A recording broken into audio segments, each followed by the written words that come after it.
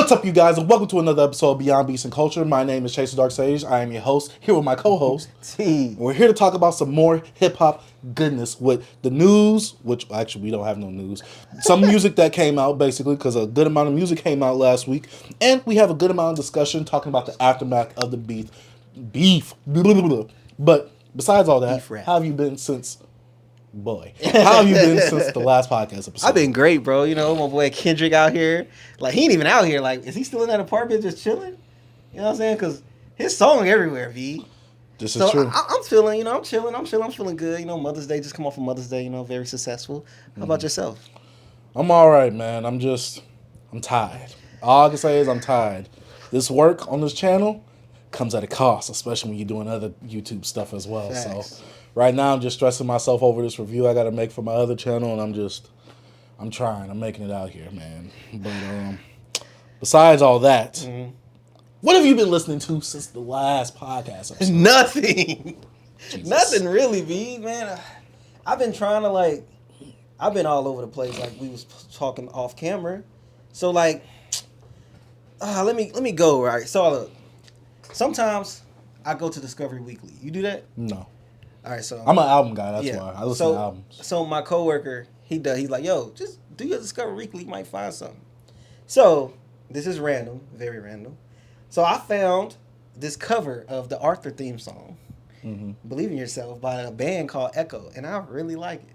It's kind of dope. I've been jamming to it. So what happens is they start you off right with the scene of DW and Arthur getting into it, you know? Which one? How about that? You know when he pull out the little, you know what I mean? Oh, the fist. You know what I'm saying? Even the album cover, it shows it. Let me see if I can show y'all a little bit. You know what I mean?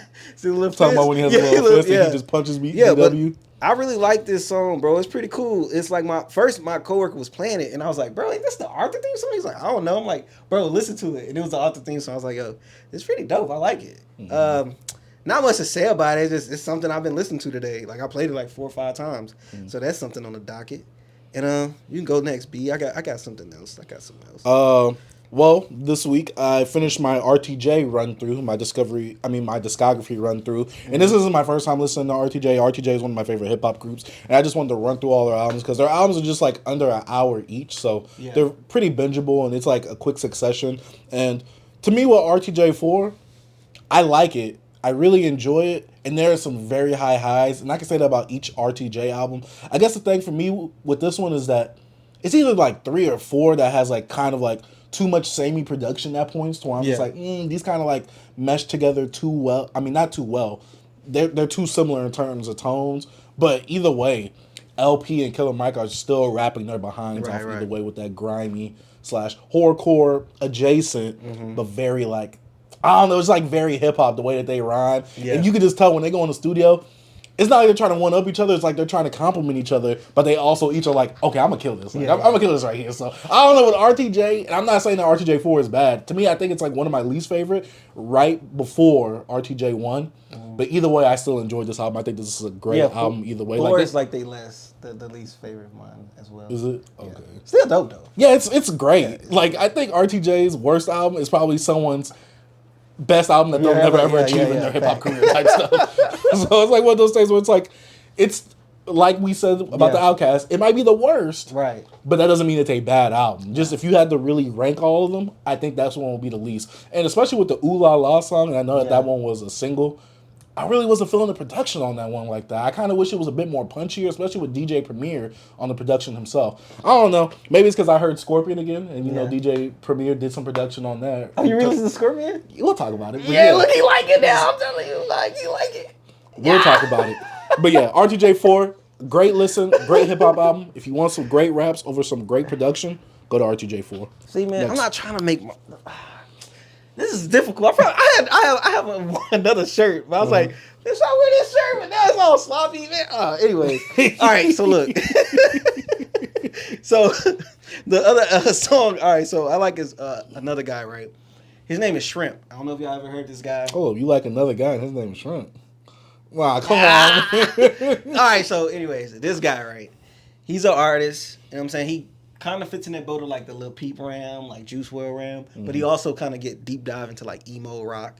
And he has a few songs that I really love. Never listened to a full album. I'm gonna be honest with you. Never listened to an album from him.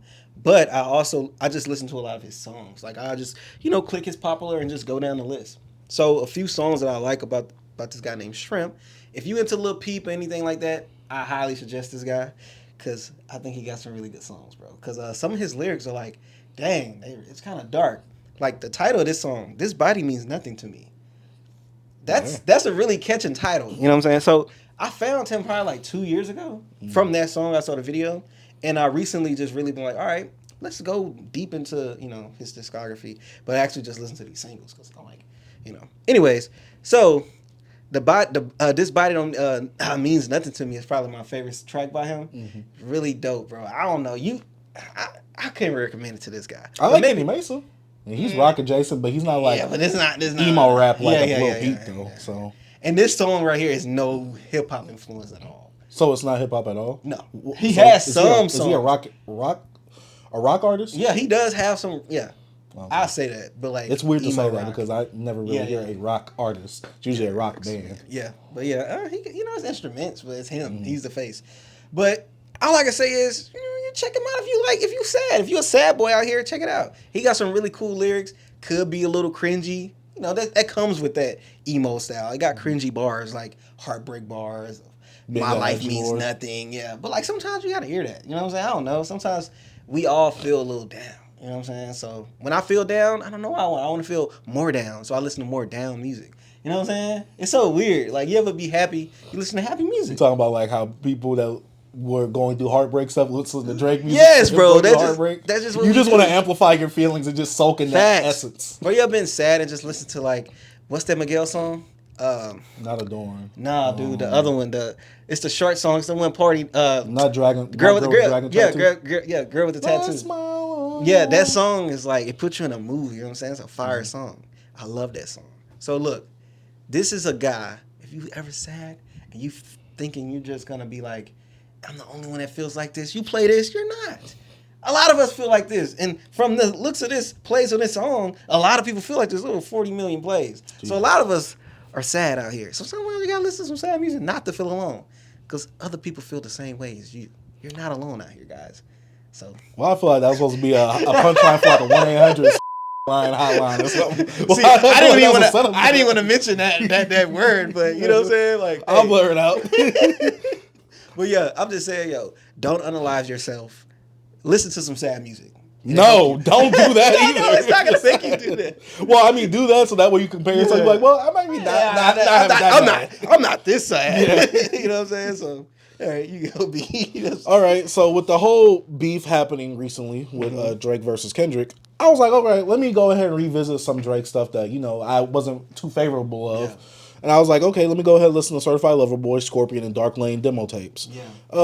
I really listened to Certified Lover Boy. I used to just hate it because I felt like the second half of it really fell off. And while I still think that I still don't think that this album is a bit too lengthy. Certified Lover Boy is a good Drake project overall, but I do feel like it's a bit too long time-wise. So if he would have scraped a few songs off, especially the ones that really don't do anything or add anything to the album itself, I think that this would be a phenomenal project for Drake. Same thing I can say with Scorpion. This didn't need to be 2 discs. This is literally, I think, 5 minutes longer than Certified Lover Boy. Certified Lover Boy is like an hour and 25. Scorpion is like an hour and 30. 2 discs is separated. I don't like to call the other side the R&B side because to me it's like it has some R&B stuff over there, but it has a lot of other mixed genres over there as well, like the New Orleans bound song with Nice for What and things like that. So I don't really want to call it the R&B side, but I want to call it more so the experimental side. While there's a rap side, there's the more experimental side where it's like not traditional rap or anything like that. But what Drake is doing over there is a bit more melodic. The melodic side. So you can see why I think that album's maybe. I can see why. See, I never thought that Scorpion was a bad album. Yeah. The one thing I always hated was the second disc. I always hated the second disc. But he got Blue Tin on there. No, there's some great stuff on there. But overall, as a whole, I hated the second disc, especially when you add it to the first disc itself and you have to listen to the whole thing as a whole. I think that it's a bit too lengthy. I feel like some of the second disc songs could have been added to the first disc, and that would have created for another phenomenal project by Drake. Scrape some songs that didn't really care, and we've talked about this before, and this is a sad reality when it comes to a Drake project. Drake knows what we want, and you was right that one podcast episode where you said, I could just make 10 classics like 10 of these. You was right that was on this album. I thought it was on Views. It was on Sandra Rose, right? I think it was either that or 8 out of 10. I forget which one. Yeah, it's either those. But Drake knows what to do to make the classic album, but he's never going to give us that because he's Drake. He's this pop icon. But he's this pop rap star icon to where he's never just going to fully dive into one lane like he did on disc 1 because he made a disc 2. So therefore, he has to kind of like balance that out. Like I said, disc 1 of Scorpion, phenomenal. Disc 2, if you would have took some tracks like Blue Tint, What? threw them Ratchet on Birthday? Jaded, no. Jaded, if you would have threw them on the first disc, phenomenal project. It's just the thing with Drake projects, they're bloated and they have a song kind of for everyone. So I can't be mad because I feel like that's just the state of Drake albums now, and he will never ever give us that album that we really desire from him. It's your birthday.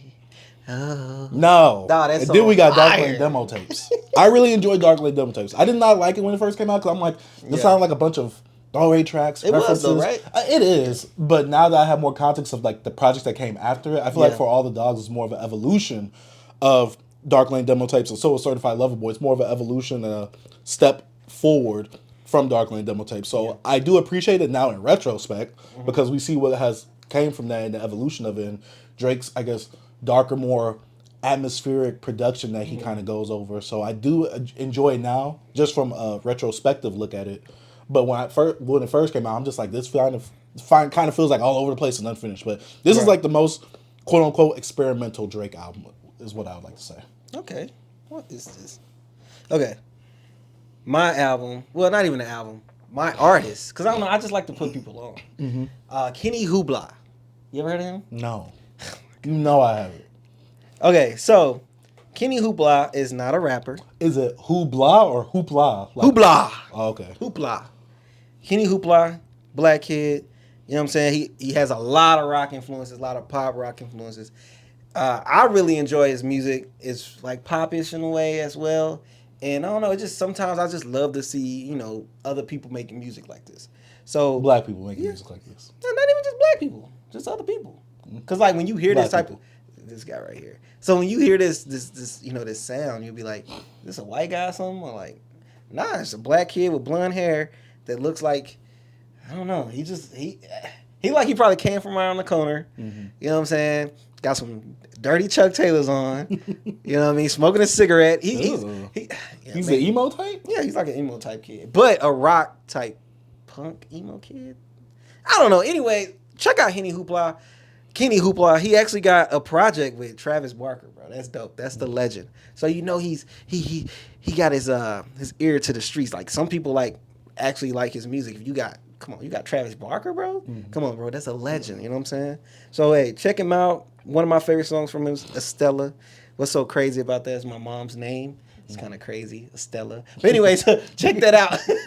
Check out the song, man. Check out his stuff. He has a project that came out like 2021 that's okay. I'm not saying this dude like the greatest guy ever. I just want more people to listen to him. He's not like, you know, he gets like 600,000-700,000 plays of monthly listeners. You know, that's not bad. You know what I'm saying? It's pretty good. So I'm just saying, hey, more people go check him out if you're into that type of music. Kenny Hoopla. All right. My next project, because this isn't going to be a deep dive of another artist, Chief Keef's Almighty Soul 2. This came out since the last podcast we had. And I got to say that I really enjoyed this project. I think it was one of the best projects. No, I didn't listen to the Conway one. But I think, to me, from what I've heard, it was the best project I heard last week in terms of like seeing Chief Keef's growth, especially with him handling all the production on the album. I was amazed at that. I'm like, all right, his rapping, his pen is a bit better. I'm not saying like he's like, you know, a lyrical beast or anything like that, but his rapping is a bit better to where some of his metaphors, some of his similes, I think were more thought out rather than, oh, this is off the top of my head, let me write that down. They felt a bit more thought out than what he usually has. I'm not saying like he's a lyrical monster or anything like that, but it felt like his writing got a bit better. His production was crazy on there to me, very loud. To me, the energy stayed at a high the whole time when I was listening to this project. I was just greatly shocked and surprised by this because just the intro track, the way it was building up, I'm like, oh, the beat's gonna drop right here. Then the guy on the intro track kept talking. I'm like, oh my God. I'm like, he's still going. I'm like, what is happening right now? It made me feel claustrophobic. It gave me this like sense of like pure raw energy and hype. And I'm just like, oh, and then the whole album itself, Chief Keef plays with these flows. He plays with his actual vocal inflection, which I really liked. I'm like, Chief Keef is giving me a bit more variety than what he would usually give me on a Chief Keef project. I'm like, oh my gosh, this is amazing to me. It was one of the better projects I've heard from Chief Keef since, I think, Back from the Dead 2 or Almighty Soul 1. Man, I heard really, Thoughtbreakers.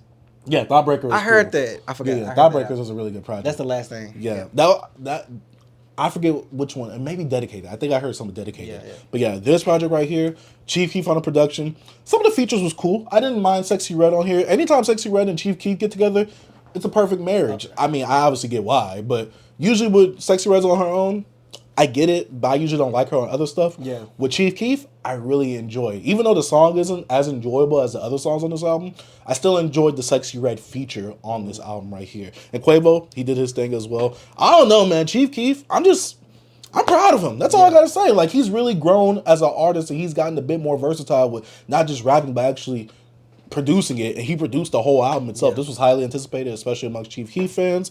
I really want to hear what other Chief Keef fans had to say about this album. Just a little mini review, since I know you're not gonna listen to it. You probably have no interest in it. Yeah, I don't. Yeah, you don't. Yeah. So yeah, this is gonna be the only time we ain't want to talk about. I love Chief though. I love him. But you kind of probably outgrew him though. So I enjoy this project because I really like to see where Chief Keef is, especially now. Him coming from the blog era where he's at now. He's still a mighty force in the game to me when it comes to that sound that he's trying to drive on. So yeah, Chief Keef, Almighty Soul. 2, if you're a fan of Chief Keef, check it out. I really want to hear your guys' opinion on it. Yeah, I might check it out, B. I got nothing else, B. You gotta listen to this in the car or at the gym. You can't listen to this like with your headphones, because this is not the album where you just sitting around. Let me clean the house. No. You gotta be breaking some stuff. I might pull out the lot to it, B. Hey, I might. Hey, that intro. Ooh, if you got a system in your car, ooh, that intro was so good. Oh my gosh, I enjoyed it. Yeah, but hey, I ain't got nothing else, B. You ain't got nothing else? I got one more project, and then discography I kind of dived into a little bit. I listened to the Melodic Blue by Baby Keem for the first time, the deluxe. I enjoyed it. Yeah. To me, this was a phenomenal project. To me, no misses. I gave it a 5 out of 5 stars because everything he touched upon on the album in terms of like flows, versatility, vocal inflections, the energy, I really enjoyed what Baby Keem did on this album. And to me, it was fun. Every time Baby Keem and Kendrick get together, like I told you, I'm not a fan of Kendrick, but I'm more of a fan of his albums. But whenever him and Baby Keem get together, I'm like, I gotta be on that. Have you listened to his first album? Who? No, I didn't. But I saw that his first 2 projects, like if you put them together, they're like less than an hour. Yeah, I like his first album. You didn't like the Melodic Blue? It was okay. I enjoyed this. Yeah, there's some songs on there I like, but I like that first one. I gotta listen to it. I'm gonna listen to both his projects. Fish get back. Nah, the Melodic Blue. His other album much better, bro. Is it? But this is, I don't know. I really enjoyed the Melodic Blue. And the deluxe, this too, I really enjoyed that as well. Now, B, if you like that, you're gonna like that his first album. What's called Habits and something? Not Habits and it's like. Let me make sure. I know the second one was like I'll Die for My beat. Yeah, I'll Die for My beat. Yeah, that's the name of it. Yeah. Okay, that's the second one. Yeah, bro. Yeah, I like his second album better than. Okay, that one's like 30 minutes. So yeah, but I was gonna check it out this weekend, but you know I had to dive into someone else's discography a bit. Had to go back because Gunna did come out with a new album. We'll talk about it this episode. Had to go back because in our last podcast, not the actual podcast series, not episode, you and that boy Jorge love Gunna. Yeah. And during that podcast era, Dripper Drown 2 and Wanna came out. Die for My beat. Fire. Dripper Drown 2 and Wanna came out. I did not like either of these projects. Had to go back because I listened to One of One. And I was like, all right, let me go back because my boy said, which Gunna project do you think is the best? Yeah. In my head at the time when he asked me, I'm like, DS4. Yeah. I was like, wait, let me go back to see because everybody puts Wanna up really high. Yeah. And so I went back to Wanna. I'm like, I see what people are talking about with Wanna. It's still not a favorable project for me. I give it a notch above what I used to rate it though. But to me, it's not a favorable project. It has some very high highs. That first half of Wanna is fire. Yeah, but it has some very low lows. Yeah. I'll say that. And so with me, when it comes to Wanna, it's a good Gunna project. And I put it like at the bottom of his top 5. But for me, Dripper Drown 2, had to revisit that. I'm like, oh my God, the whole thing is heat. What was I on in the last podcast? I mean, I had to be on my hater back because y'all was lazy Gunna too much back then. Bro. But hey, that Dripper Drown 2, I did it to second best project. Yeah. I'll put DS4 as still his best. Dripper Drown 2 is his second best. Then DS3 is his third best. Okay. So yeah, I'm like, that Dripper Drown 2 is heat.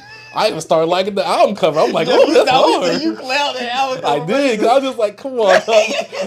It's still a bit ugly without my Gunna bias. I still gotta push the agenda of Lil Baby versus Gunna, even though I gotta come in here and say that Gunna is better than Lil Baby. But I still gotta push the agenda though. The agenda, the narrative is the most important thing, especially when it comes to line. I've been saying this since 2018, dog. Yeah, Lil Baby, I need him to step up, but also I feel like now him and Lil Baby, they getting right here. We gonna see what Lil Baby gonna do. He got something dropping this year, I believe, too.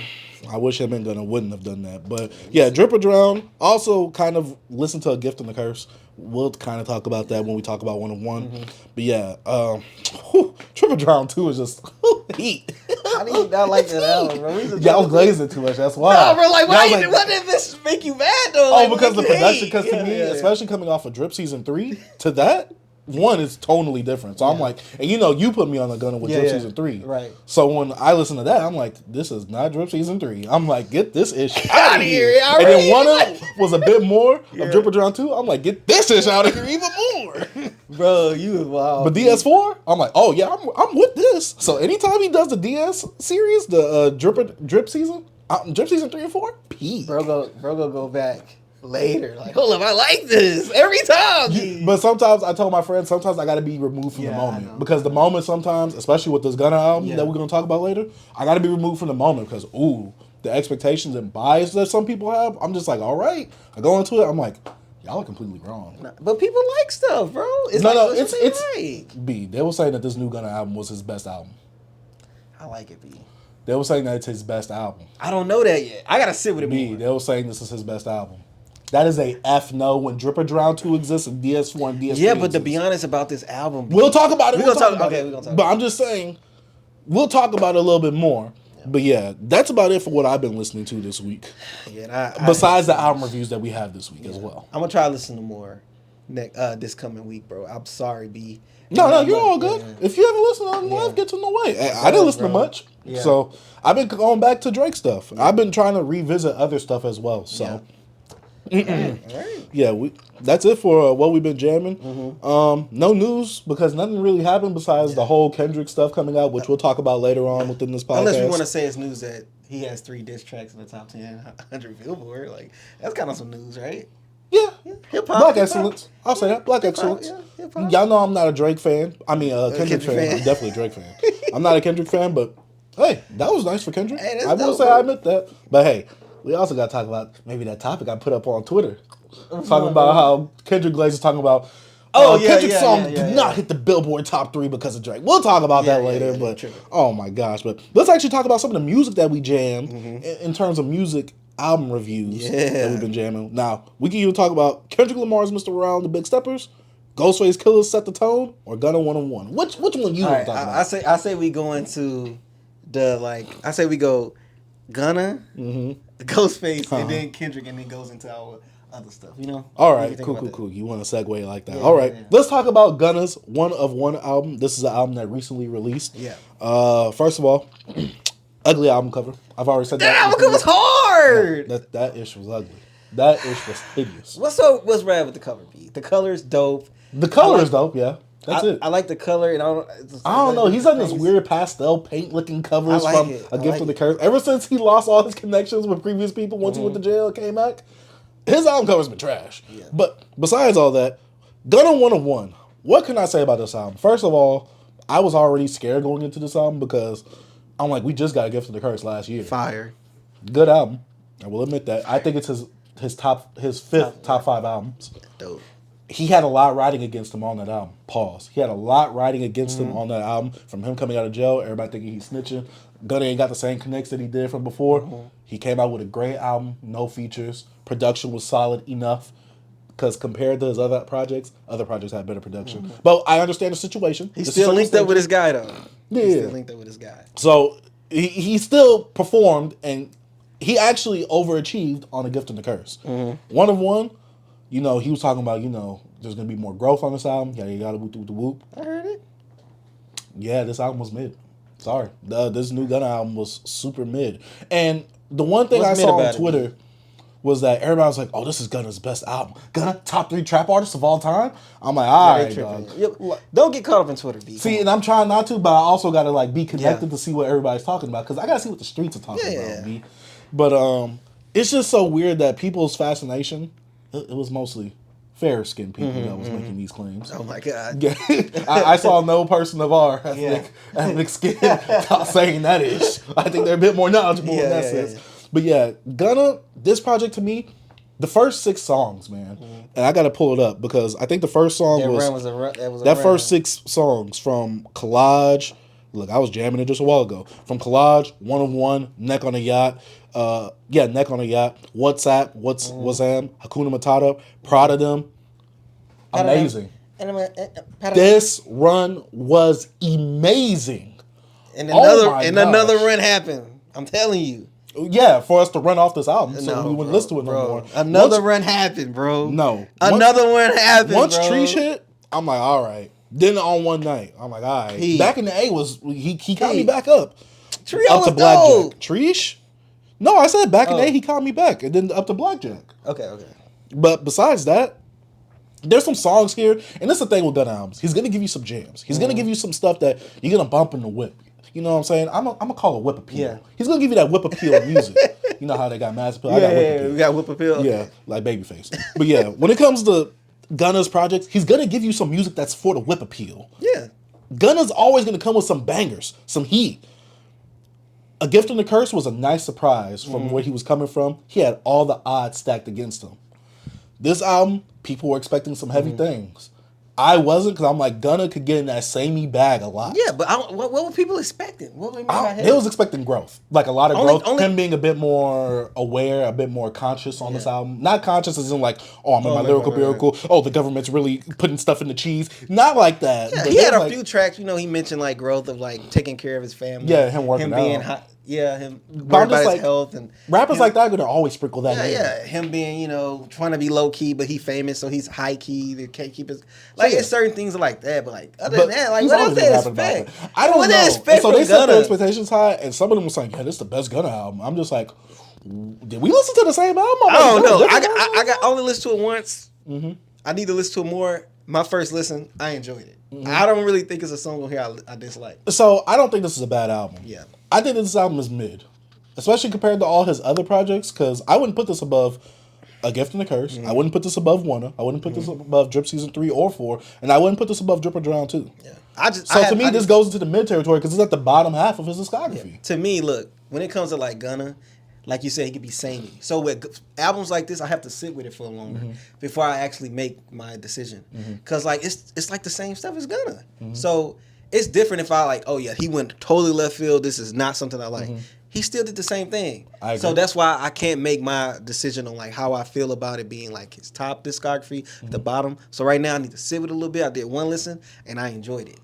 So if I play it again, and again, it might be top 3. Because like what he gave us, he didn't give us nothing that's like, wow, just far off the end, the growth of like him being on a techno beat or something. Like him trying to be on a soul beat. I agree. I don't know. So it's like, for me, I can't say it's mid or not. I liked it. I enjoyed it. So I don't understand people saying that it's the greatest, his top 3 yet. Come on, man. Give it some time to marinate. So, well, my thing is, and this is how I kind of base and judge Gunna albums. Like I said earlier in the episode, with Wanna, I'm not a huge fan of it, but I can acknowledge where his place is in his album discography, in his catalog. I can acknowledge it because Wanna has some high highs. Yeah. To me, this album, from the first 6 tracks, it's like you're just going up the hill because I'm just like, oh my gosh, Gunna. Each song is going into another. The beats are a bit similar, but they all flow into each other really well. I'm like, Gunna is on an amazing run right now. Once we hit Treesh, to me, the album doesn't really hit any highs that the first 6 songs really did. And one of my problems with this album is that, to me, it sounded too samey. There wasn't enough dynamic production compared to all his previous albums where it's like a one where, we got some highs right here, but some lows right here, but the highs and the lows, they kind of even each other out because of how high these highs are. Or like a Drip or Drown 2 where you're on a consistent high, or like DS4, the beginning, the first half of DS4, where it's just, it's so strong. I mean, DS4 as a whole album is a beast in itself.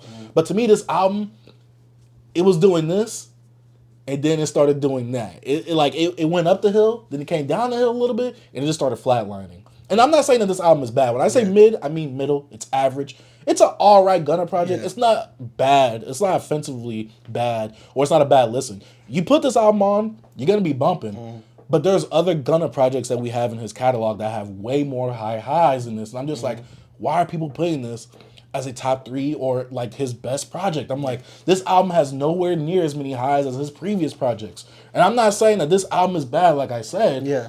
To me, this album just doesn't really present anything that's better than what he's done in the past, besides how he sequenced the beginning of the album. And plus, to me, like I said earlier, the production isn't dynamic enough. When it comes to Gunna and his production, he has a great ear for beats. He can pick these lush trap beats where it's just like, it sounds luxurious. Yeah. And it sounds like some just cool Negro music. Yeah. Like I'm bumping, I'm chilling. I'm the guy with all the ice on, but I'm not starting no fights, no problems. I'm just the guy that everybody's cool with, but I got all this ice on. Yeah. That's what Gunna music does. This right here, to me, it felt like the boring guy that had all the ice. Nah, like you wildin', bro. He gave you Gunna. Do you think that is because some of those producers he's no longer working with? Yes, that's what I'm saying. Like I said, the beginning, it was good, but then the rest of the album, it kind of felt samey. There was no highs on this album like you that. got him, and you got 6 highs. That's good. But guess what? This album is 20 tracks. It's 20 tracks. But what you expect out of 20? B. What he did is he gave you these 6 at the top, and you can be like, yo. But then he still gave you some good tracks. 6 highs, B. That's crazy. But also, in a row, because he sequenced in a row. If he didn't sequence it like that, it wouldn't. So be what if they were highs scattered like around and you'd be like, this album was. You're right. It like the stock market. Up and down. Hey, guess what? Look, 6 great songs out of 20. What would you like though? No, 6 great songs out of 20. How many good songs out of 20? That's what you need to say. Out of 20, look, see, that's different. This boy right here is wild. This boy is wild. No, the rest are all right. If I give you 20 tracks, none of of 15 of those tracks are good to great. That is a really good album. No, the rest of the album was just all right. So there's no song after them 6 songs. So when you listen to higher than them so when you 6 listen songs. to 99 a Yeet with like 80 tracks on it, how many highs on that song album? See, that's the difference. Yeet had more dynamic production than Gunna. You can't do that. So it's the production. It's not what he's saying. To me, that's like the thing. How he ride the beat. Gunna's gonna do Gunna. I'm not expecting for him to be on his conscious lyrical miracle. The government cheese got some type of experimental white drug in it. I'm not expecting that. Yeah, but I'm saying Gunna's gonna have the same, rapping subject matter. I get that. I'm not mad at that. But how Gunna raps is really how good. You execute. Yo, but it's good. How Gunna raps, he raps his subject matter, Gunna raps really well. He raps it as a cool guy. He raps well though. It's not the people that rap like Gunna, like in his lane. This album was boring though. This album, boring isn't bad. It just means I didn't really go out there and do anything that's... Boring is bad. If you use boring or mid, mid, people say it's average, but bro, when people use mid, there's a negative connotation to it. Because nobody want to smoke mid no more. It's down. Oh, this was mid. But nobody... What? You gotta think. You think in smoking terms? People on the internet took that term and they reused it. Yeah, because down mid is bad. It's not middle of the range. That's why I always preface when I say mid, it means average or middle. That's why I say this album is good. That's all you have to say, B. No, it's not. Yeah, because you use mid as a bad word. No, it's just average. It's all right. Like, this is your first Gunna project, you'd be like, oh, okay, this is cool. But if you hear everything else before this, I know, but look, B, you have the history of not liking Gunna albums certain times. And if we come back in like 8 months... I know, but I love DS4 and I like The Gift and the Curse. Hold up, but you didn't like DS4 at first, right? No, I did. You're thinking about Wanna and Drip or Drown too. What I'm saying, and I like 8 months from now, we're going to revisit this. Because I want to do albums that came out in the beginning. So I'll be real with you right now. I'll tell you this right now. I think One of One is my top summer hit for right now. Yeah. I keep going back to that song. That One of One... Oh, the way he was flowing on that, the way he got on that instrumental, I'm like, oh my, I'm like, yo, I feel like I'm the coolest guy in the world right now. He gonna find another song on that album that he rock with. The first 6, B. Yeah, but that's good, bro. How many albums you go to? There's 6 songs that you love. It's hard. What do you mean? What you mean? Love? Yeah, I'm saying that's not much. You don't really go back to 6 songs from a great an album that's mid that you love. You know what I do? I go listen to the album. That's what I do. I just go back to the album. If I think that there's many great songs from that album, I just go listen to the album. I'm saying, bro, if you have 6 great songs on the album, great run. That's a really good album, B. No, that's and not. Then the rest of the songs are good? No, they're all right. They're not good. They're all right. What is all right? All right means it hits. It don't. To me, it doesn't do anything better or excel from Gunna's sound that he usually gives us. To me, it seems like he's just coasting it. Like, to me, it's like, okay, I'm Gunna, I know what I'm doing. He's not like, oh, I'm gonna really give them a jam for the summer in this. He gave us that with the 6 tracks, but after that, it's a flatline, B. The 6 tracks are Gunna tracks. They just hit harder. That's it. That's what I'm saying. I know. So But what's his the problem with the other execution was perfect on ones? those first What's the 6. problem? Why the other ones not just They're good tracks? boring. They don't do much for me. If I had to make a top 20 Gunna playlist, first 6 songs, none of them other songs would be on that playlist. These songs to me, it's average Gunna. It's stereotypical Gunna. They don't do nothing for me. They're not high highs. They're not his lowest, but they're definitely not jammable for me when it comes to this first 6 tracks and other highs that Gunna has in his catalog. To me, this Gunna album was mid. Mid isn't its average. It's all right. It's not offensively bad, but it's not good or great like that. So you don't think it's a good album? I think it's a good album for Gunna. You like how I do that? It's a good album for Gunna. It's not a good album. It's a mid album overall. So but it's that, a you good guys, album this is for a Gunna. good album for Nas. This is a good album for Kendrick. This is a good album for Drake. No. But see, Nas, Kendrick, and Drake. No, but they make look. good So albums. Future DS2 is a great album for Future. No, it's a great album. So how this can't just be a good album?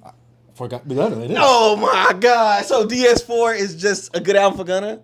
No, it's a good album. Oh my God. If you wasn't a Gunna fan, and you listen, like, if you didn't know anything about Gunna, not like you dislike Gunna, but if you're not a Gunna fan, you'll probably jam some DS4. You'll find something on DS3. You'll find some on this Dripper album. Drown 2 got some highs. But you said, B, if you found 6, you know the average person have found probably 10 that they like on here. Yeah, but I'm not saying that this album is bad, though. I'm saying it's all right. To me, if I had to recommend 5 Gunna albums for someone to listen to, this is not in there. Yeah. Like I said, He has a lot of and projects. if you look on streaming to make it easier for everybody, because no one's going to be downloading no mixtapes like that unless you're a hip hop head. But he got the mixtapes on there. Well, he has Drip or Drown 1 through 4. I mean, Drip Season 1 through 4. He has Drip or Drown 1 through 2.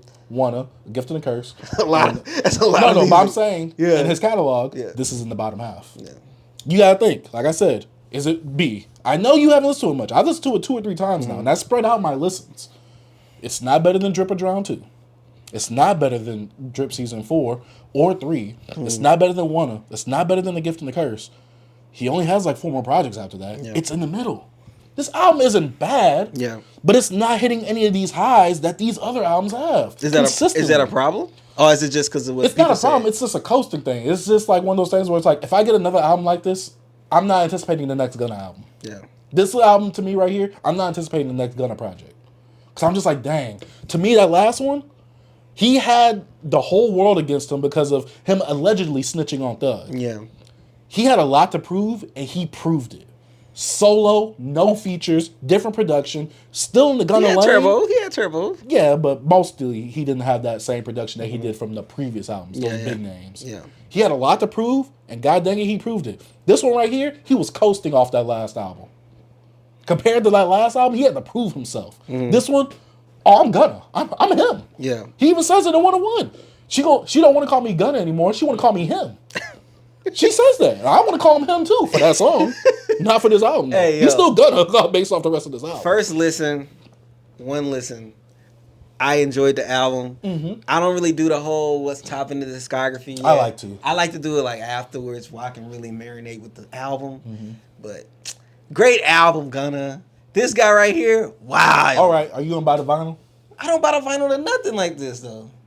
What? Why not? What? I never bought a Gunna vinyl. I never had a Gunna vinyl. I gotta go to vinyl. I had I sold it. I didn't even care for Drip or it. Drown 2? Yeah, I had that on the. Or Drip the- Harder? It was the one with him and Lil Baby. Drip or Yeah, Drip I Harder. had that. I didn't open it. It was bread. I didn't even open it. I got it.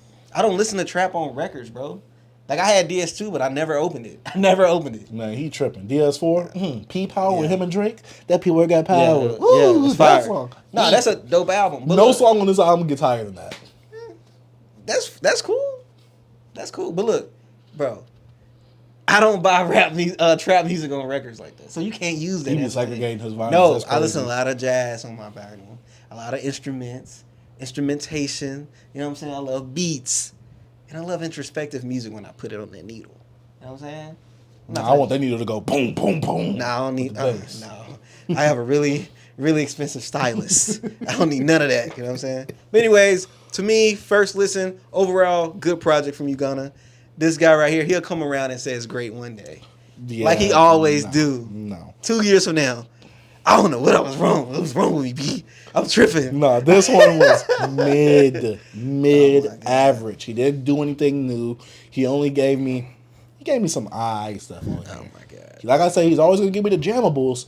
But if I had to make a top 20 Gunna list, only some of them first 6 songs is in that playlist. Nothing else. Hit you with the fire cover, the No Face. Speaking of No Face, the Oh, Ghostface. Good segue. Let's go ahead and talk about the Ghostface Killah album. Set the tone. Guns N' Roses. B, what was your anticipation going into this album? I had none, cause like I had no anticipation for this album. It's just it's a freaking Ghost album. Ghost put out music, bro. I'm like, all right, he put an album out, I'm gonna listen to it. Mm-hmm. You know what I'm saying? It's like no expectations for the Gunna album. Put it out, I listen to it. So, anyways, I really when I listened to the album, all I thought about was this man here. I don't know why. I'm like, what is he gonna think of this? So I really want to know your opinion right now before I get into this album. You don't see the Guns N' Roses anywhere. I just want y'all to know this right now. You don't see the Guns N' Roses anywhere until you go into streaming. Everybody else was promoting this as just Ghostface Killah, set the tone. Yeah. That's all it says on the album cover. That's all it was being promoted as at the time of this recording. The album is called Set the Tone, Guns N' Roses. So when I saw that, I'm like, Guns N' Roses? I'm like, oh, he's going to talk about the sweet stuff of like his fame. He's going to talk about the grimy stuff he used to have to do. I'm like, oh, he's going to have a mixture of everything. It's called Set the Tone. Yeah. So I'm like, oh, he about to talk about the rap game, kind of like maybe where it's at. But where he's at also as well. I've been watching some Ghostface interviews with him on Drink Champs. Him with he call himself Pretty Tone as well, right? What's the who's OG rapper? Big Daddy Kane. Oh, Big Daddy Kane. I watched Wu-Tang and American Saga recently. Ghostface is my guy. Yeah. My favorite out of the Wu-Tang. Face. We got to 6 minutes. I'm like, oh yeah, this is it right here. I'm like, oh, I can tell this album's gonna be great. Yeah. Pair of Hammers. Him and Method Man. All right, sounds a bit oldish. Yeah. Not mad at this. They're in their element a bit. Cool. Skate Odyssey with him and Raekwon. Different production from what I expected. Raekwon still came with it. Yeah. Ghostface did as well. Then Scar Tissue. October London on the hook, playing like Lil Marvin. You know what I'm saying? Then we got Scar Tissue. I'm a bit disappointed in this. Yeah. It's not bad. It's a good song, but I expected a lot more coming from Ghostface and Nas. Hey. Both huge OGs in the rap game, especially right now, still doing their thing. Commend them for it. We don't celebrate our legends enough. I heard people saying real hip hop was back. That's all I'm gonna say. What Scar Tissue? Oh yeah, with that word, with that word. Ghost. Hey, he didn't care. He's an effort. They say real hip hop back, yo. It is. Then Kilo in the safe. I'm like, all right, cool. Skit 1 comes. I'm like, all right. I think this is What's your favorite cereal? What's your favorite cereal? I'm cool with this. I'm like, all right. Ghost is, he's in his playful bag right now. Then we get the song with him and Kanye. No Face. I was like, Kanye? I'm like, this is Ghost. Yeah. You need to be serious right now. Don't come in here with that. My butthole gets bleached or something like that on the t-shirt. If I bleach my He came in with it. Yeah. He delivered enough. Do you like the beat? Yeah, it was cool. I forgot that sample. But you know what beat I didn't like? Champion Sound. Oh yeah, I knew you. When I heard that I was like, bro, don't like no reggae music. Bro, ain't gonna like this right here. I'm not. Then we got the Cape Fear. Fat Joe gave a good verse. Harley, I think. He's on the hook. Yeah, on the hook. Ghostface did this thing too. Skit 2 comes in. And this is where it really comes in to set the tone. One thing I gotta say about Ghost on this album, before I rip it a new one. He got a family. Chill out. I love you, Ghost. I want you to know that. You are my favorite member of Wu-Tang. When you call this album Set the Tone, you really did it well and executed it well, especially with the skits, the way you divided the album up into like 4 pieces. The skits helped divide the album up. It's easy for me to talk to someone and say, oh, this is my favorite part of the album, the first fourth or the second fourth. Skit 2 came, I was out of there. You knew what was coming, B? At first I was like, all right, maybe he's just like setting this up for like, this section of the album. I'm like, all right, I gotta go through 3 or 4 songs. I'm like back to back. I'm like, all right. Ghost in his, smooth player bag. I'm like, all right, I only gotta deal with this for like 3 tracks. Skit 4 comes in. He continues that same thing, but with more modern production. He just sounds like the old man trying to be cool. Ghost, I love you, man, but this album to me was disappointing. I loved the first half of it. Yeah. The first half is what I wanted the whole album to be. Them guns. Yeah, I just wanted the guns and guns. He wanted guns and butter. Yes. Yes. I want you to, you know how in the movies where the guy has the gun on the table while Yeah. he's eating dinner? Yeah. I wanted something like that. He got into his smooth player bag. I get it. Ghost is a ladies' man. Yeah. I don't want to hear Ghost rapping about girls, me personally. Because you want to know why? He's going into detail of how he's doing certain things to her. It's pretty tone. I don't want to hear that as a man. I do not want to drive in my car hearing this. How you lift the legs up, I don't want to hear that. Hey. I'm not here for that. Our bodies belong together. You know what I'm saying? Hey, what I tell you, girl? Well, this body of work don't belong with that previous Take half of the that body of plan work. B. I got a family. You know what I'm saying? He's right. I get it. That one song, I'm like, all right, I give this a pass. This isn't bad. I get the concept. It's cool. But then we go into Bad B with him and Ja Rule. I'm like, Ja Rule? Ja was on there. Hey, Ja was in his bag. He didn't lose a Then touch. Trevor Jackson, he just sounds like a broke down. Miguel, he sounded early like he did like the 2000s. Miguel sample on they sampled like a Miguel track. Did they? Yeah. Oh, well. With that hook. Miguel needs to get his money for that one. But then Locked In came in. I was all right with this. Yeah. I liked it on here. Okay. Then Skid 3 comes in. I'm like, all right. You set the tone a little bit more. Mm-hmm. People are roasting, I think. This is the one where, Godfrey, I think, yeah. roasted Ghost. Mm-hmm. I'm like, all right, we're going to get into a playful, like, more serious Ghost. Nah, he touching on you now. Sadly, he touched me in all the wrong ways. Touch You, Shots, Trap Phone. Trap Phone, hey, bro. Chucky Hollywood was in his bag, B. Come on, man. He was in the wrong bag. He was in the great value bag. I need you to be in the hood, the Save-A-Lot bag. I'm trying to get to that bag. Yep. He over here in the Sally Beauty Supply bag. What is this? No! What are you doing? B, I wanted to love this album. Yeah. I love Ghost. Ghost can rap. That grimy-ish, I wanted that. I just listened to Sour Soul with him and Bad, Not Good. That's why I wish you listened to more of his discography. Because Ghost does this. This is Ghost. This is And part of see, I don't have a problem, but this is half the album. Yeah. He did a whole album like this, similar. Like Okay, I don't want to hear that. But Play it. Ghost Dini. I listened to this one. Man, first off, the production on that second half, it was not for me. Yeah. The way he sequenced the album, I love it. Yeah. The execution was perfect with how he sequenced the album. Yeah. But man, there were certain parts of this album I was just not feeling. It's that third and fourth half, especially that bonus track was bad. Yep. That bonus track was bad. Oh my! So my thing was this: that last fourth after the Skid 3, it sounded like Ghost getting on modern beats.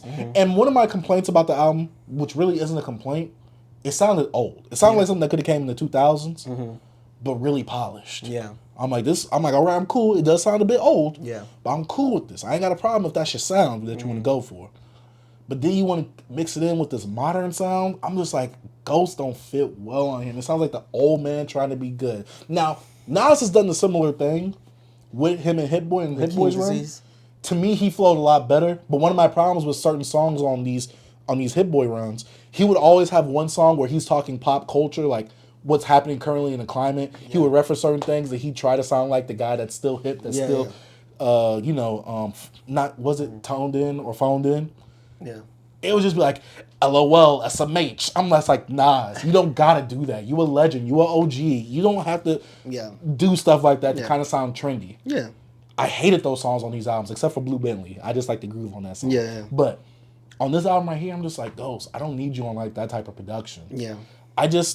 And I don't need to be having Ghost on like the most grimiest like beats or anything like that. Like I said, I heard Sour Soul. Yeah. Amazing 5 out of 5 project for me. Mm-hmm. This right here, it's. Hey. I don't listen to a lot of Ghost. Yeah. I'm not gonna say he got a lot of projects. Yeah. OG in the game, legend in the game. I'm never gonna knock Ghost as an artist. He has a lot of projects. I'm probably never gonna listen to all of them. Mm-hmm. Listen to Ghost Dini, bro. And see, I haven't heard that project, but even if I heard that project, I should still be able to listen to this album and still have some type of enjoyment for it without having to be like, oh, I'm used to this album, so this one I kind of have more of an expectation. So I'm kind of coming into this kind of like my boy Ryan said, with a learning curve, which I would say, you have more experience. Yeah. And so I was just really disappointed with this album. And like the song you showed me before this podcast episode, it sounded good production-wise. He didn't have none of that ish on here. Because this was production-wise, no. It was different. The first half of the album was good production-wise. Because Ghost Dini came out like 08, 09, and like he had a lot of R&B artists on there. He had like Ray. He had what's his name? Ray Devon. He had like John Legend. Did he have Neo on there? That song with I him think and Neo on Neo is Fish Scale was good. Is Neo on Ghostolini? I mean Ghostdini? I don't know. I don't remember. Is he on there? But anyways, it's just this is Ghost, bro. It's part of his character. Like some of his songs, he has some cuts on there when he talk about women. You know what I'm saying? It's just Ghost thing, bro. It's like it sounds. I know. But look. He did a whole album. So look, half of the album, right? I think what makes it more cringier for you, because I understood you probably wouldn't like this because of that production. Because I could tell like some on this production is like, do Ghost, especially on Trap Phone, he don't fit on that type of production, in my opinion. But I feel like if he had a more soulful beats on this type of with this type of subject matter, it'll fit well. That's what he did good with Ghost. And see, that's what I would agree with you with. Yeah. Like I said, it's that production. It's the production. Because to me, there's a disconnect because Ghost, the way he raps and the way these beats are, I'm like, I don't think Ghost is really like matching the tone of these beats. And then he's trying to like be a sweet guy, but also kind of be a thuggish guy as well. And I'm just like, to me, this comes off as more cringe and corny.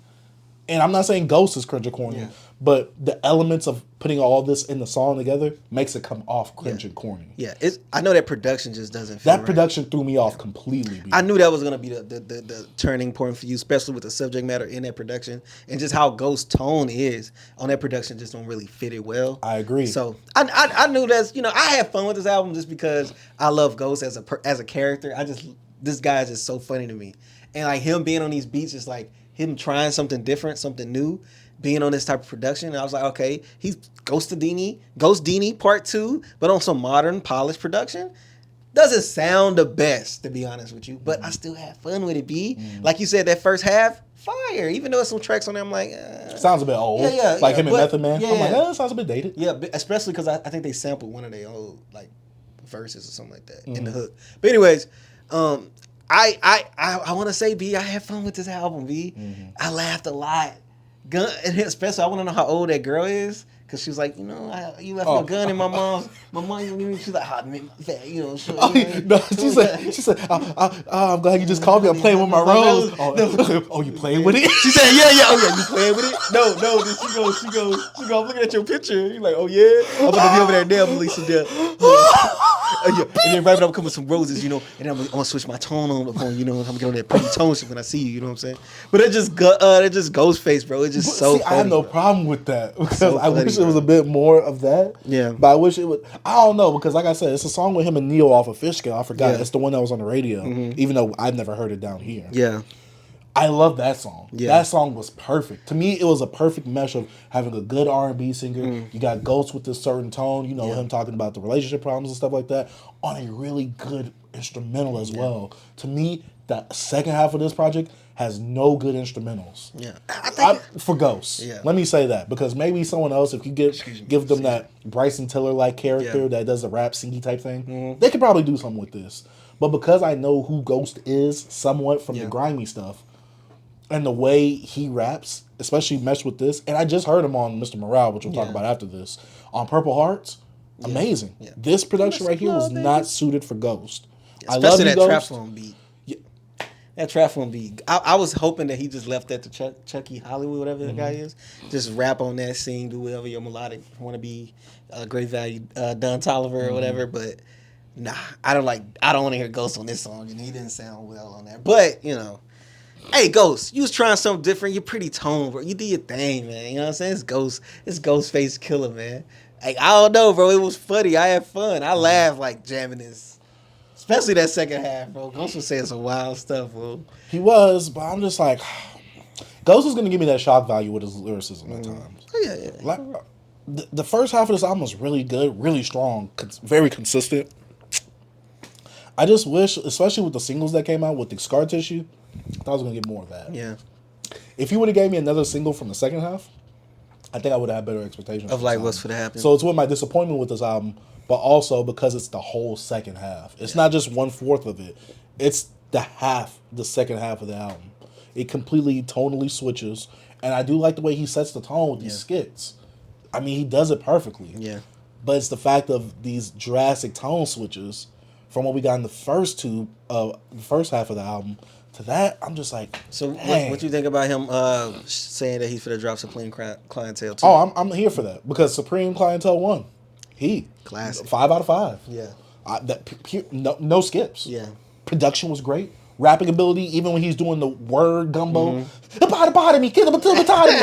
I'm just like Ghost. I don't even know Scientific. Bro, be going on. He was just putting stuff together. He even said in the drink chats, he was like, yeah, I had to get out of that because Yeah. people were just saying I was this. I'm like, Yeah. I had to stop that. Yeah. I was like, yeah, you was putting a lot of words I can't say together, but hey, Yeah, you bro, that you was so much fun. Like I love that era of Ghostface when he was just putting stuff together because it was like nobody could do it like he do it, bro. No. It's just I think the only person can maybe do it like that is MF Doom. Yeah, but it's just like he's gonna be very wordy over the head with it. But it's just like with Ghostface, it's just you could do it. But I'm saying the style, the voice, it's so different. It just even though it can be done, but I'm just saying it's just how he do it is just it's well executed. It's the energy and unmatched. everything with it. And bro, and then how he'll do it, like when Ghost will put words, all those words together, then he'll just say something like out of like bro, like on the Supreme Clientele, he was like, I can't really verbatim, I gotta hear it. But at the end of like him doing all that word mashing, he was just like flipped on fam, and I'm like, oh yeah, I'm like, yeah, oh, that's fire, you know what I'm saying? Like, what are you talking about? You know what I'm saying? Shorty got shot in the face. The party was overcrowded. You know, like different things. Ah, man, Ghost, bro. Yeah, so Supreme Clientele, I'm scared for this because making a sequel album is one of the toughest things that you could do. There's only a few artists that have been able to. Exactly. It's that name that holds a lot of weight. Yeah. There's only a few artists that could do stuff like that. Yeah. Last one I think that did something that well, Gunna, Future. Yeah. Only ones that carry. You would like that You liked it, Raekwon and Ghostface. Yeah. Built for Cuban Links too. That as well. And that came out what? 2021? Am I bugging? Why I say 2020? It wasn't 2020. You talking about the Wilds or something like that? I'm tripping. Man. Only Built for Cuban Links, the purple cover with that came out in 2009 because I think the 15th anniversary came up. So yeah, with the purple cover. Yeah. So yeah, this album right here, disappointing. Ghost isn't a bad rapper. Oh no. So I'm not gonna say that he was a trash. I'm not gonna say this is a trash album either because I'm pretty sure people are gonna find some songs on that second half that they'll like. I didn't like nothing on that second half except for like maybe one song. I think that was locked in or tapped in. But besides that, some of the features on this album was disappointing. The album sounded a bit old, dated. I'll say that. But it's not a big problem to where I'm just like it deters me from the album. But you could definitely tell like he was going for like more of like the 2000s sound of hip hop, which I guess he really loved. So yeah, this project wasn't for me. I don't think this is one that I'll ever go back to besides the first half of it. Yeah, maybe. But even then, I think I'm gonna cherry pick some songs I like from here. Yeah. Well, this album, it's fun. I had fun with it. Like he said, it's probably not an album I'll go back to, but I might play some tracks with my girl, make her laugh.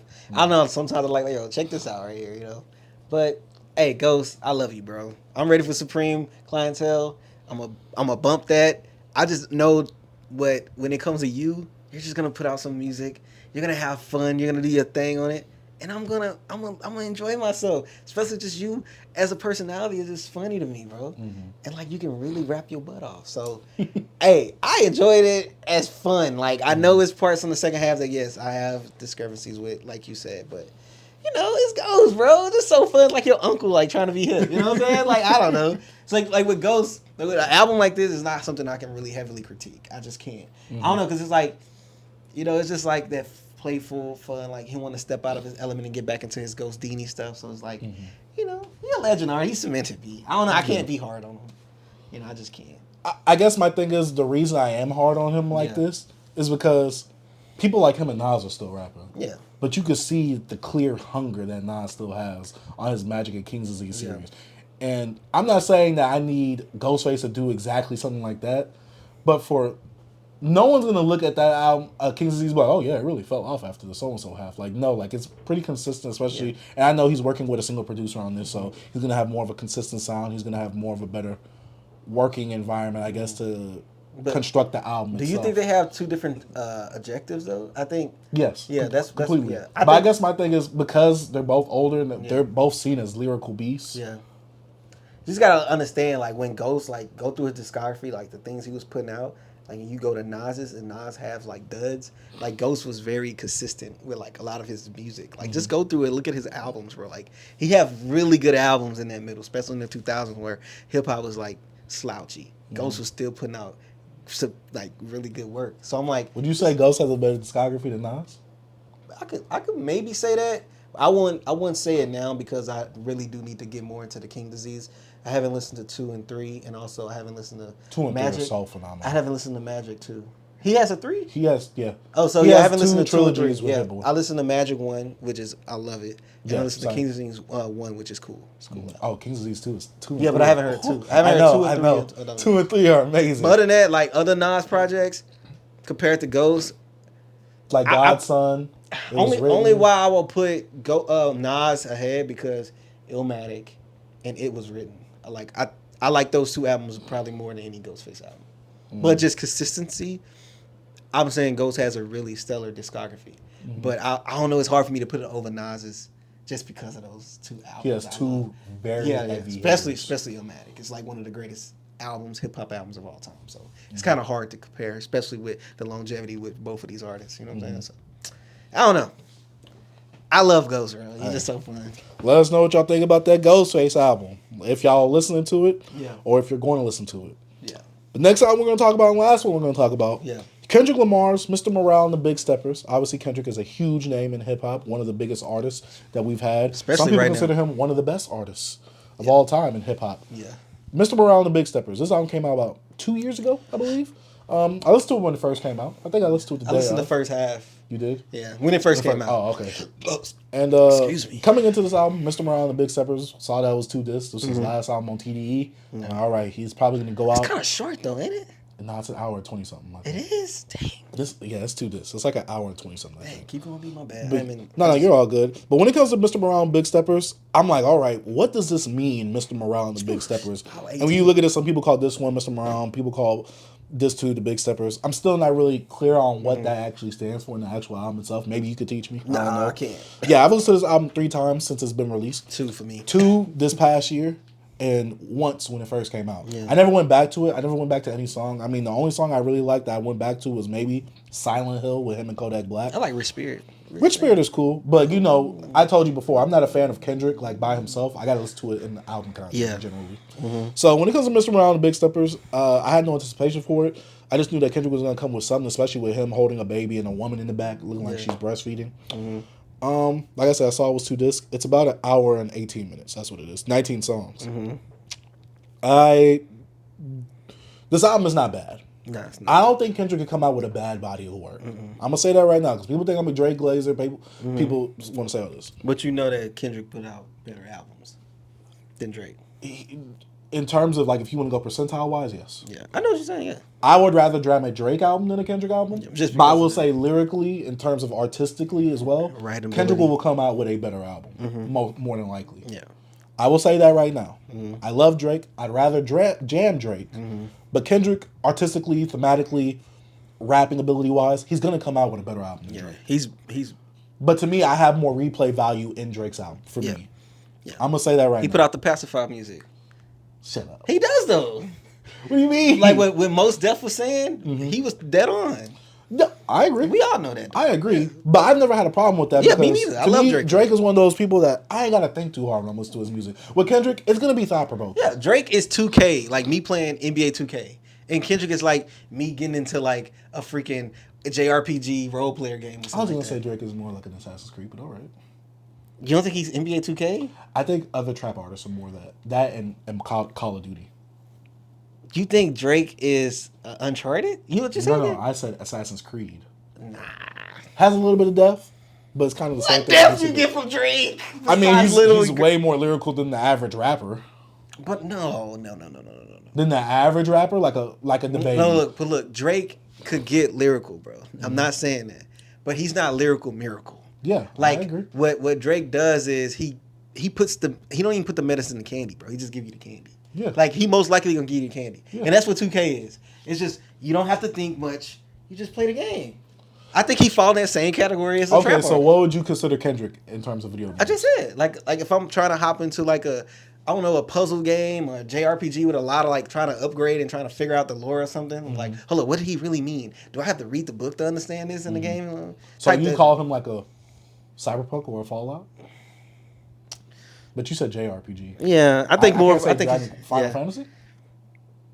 Yeah, something like I I said Nina Cooney. Yeah. I said I knew you was gonna say something that. that's more like relevant that I could think of. Yeah. Yeah, but there's I could say a whole bunch like Yeah. travel and all that.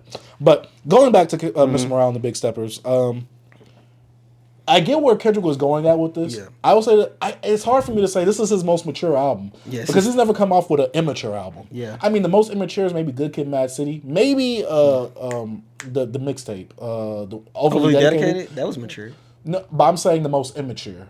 Like, you get what I'm saying? Like the most, like, I guess I could count immature because this is his most mature album in terms of the themes that he's tackling. But you can also see that he has a great perspective and point of view, and he's very aware of who he is, what he's been through. Yeah. But in this album, he's kind of going through more of like a therapy session, as a lot of people call it. It's more introspective in terms of how Kendrick is thinking rather than what he's going through and what his area is like. It's more so what's happening in here. I think what he's doing is like he's peeling the banana. You know what I'm saying? He's peeling it like, because you know how you see banana and got the bruises. Because like people have a like.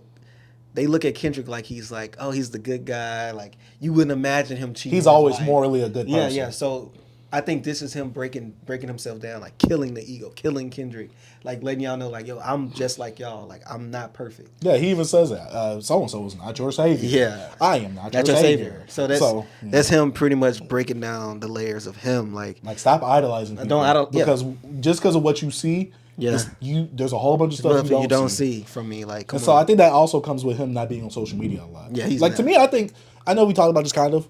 People think that he's not on social media and Kendrick doesn't see a lot of stuff. I think he sees everything. Yeah. I just think that he's one of those lurkers. Yeah. There's people who have accounts, burners. Yeah. They look at everything, but they don't really interact or post about it. Yeah. And you can tell because of what he raps about. Yeah. Like, I'm what the culture's feeling. You know, stuff like that. Because he understands. He understands. So he's kind of like me. In a way, I don't really post who I am. I don't do that, but I know what everything's going on. Mm-hmm. So with this album, to me, I think that I was very consciously aware of who Kendrick is, what he's about, the growth that he's been in. I wish he touched a bit more upon fame, especially with how that's changed him. Yeah. But him as a father, you know, his family, what his father has done to him, how his relationship is with his father. You talk about that on Father Time, right? Mm-hmm. That's a good song. Which is a good song with Sample on the hook. Really I really enjoyed that. But yeah, I would say that to me, this album feels a bit disjointed. Yeah. Because at some points, to me, I feel like, and like I said, this is not a bad album. I think it's an all right Kendrick album. I think it'd be really great if I think I know you said musically, some of these songs is like, come on. Like, it feels disjointed because to me, thematically, I get where you're going at Kendrick, but to me, he sprinkles in elements of dang. Where I'm just like, to me, this feels like a regular song.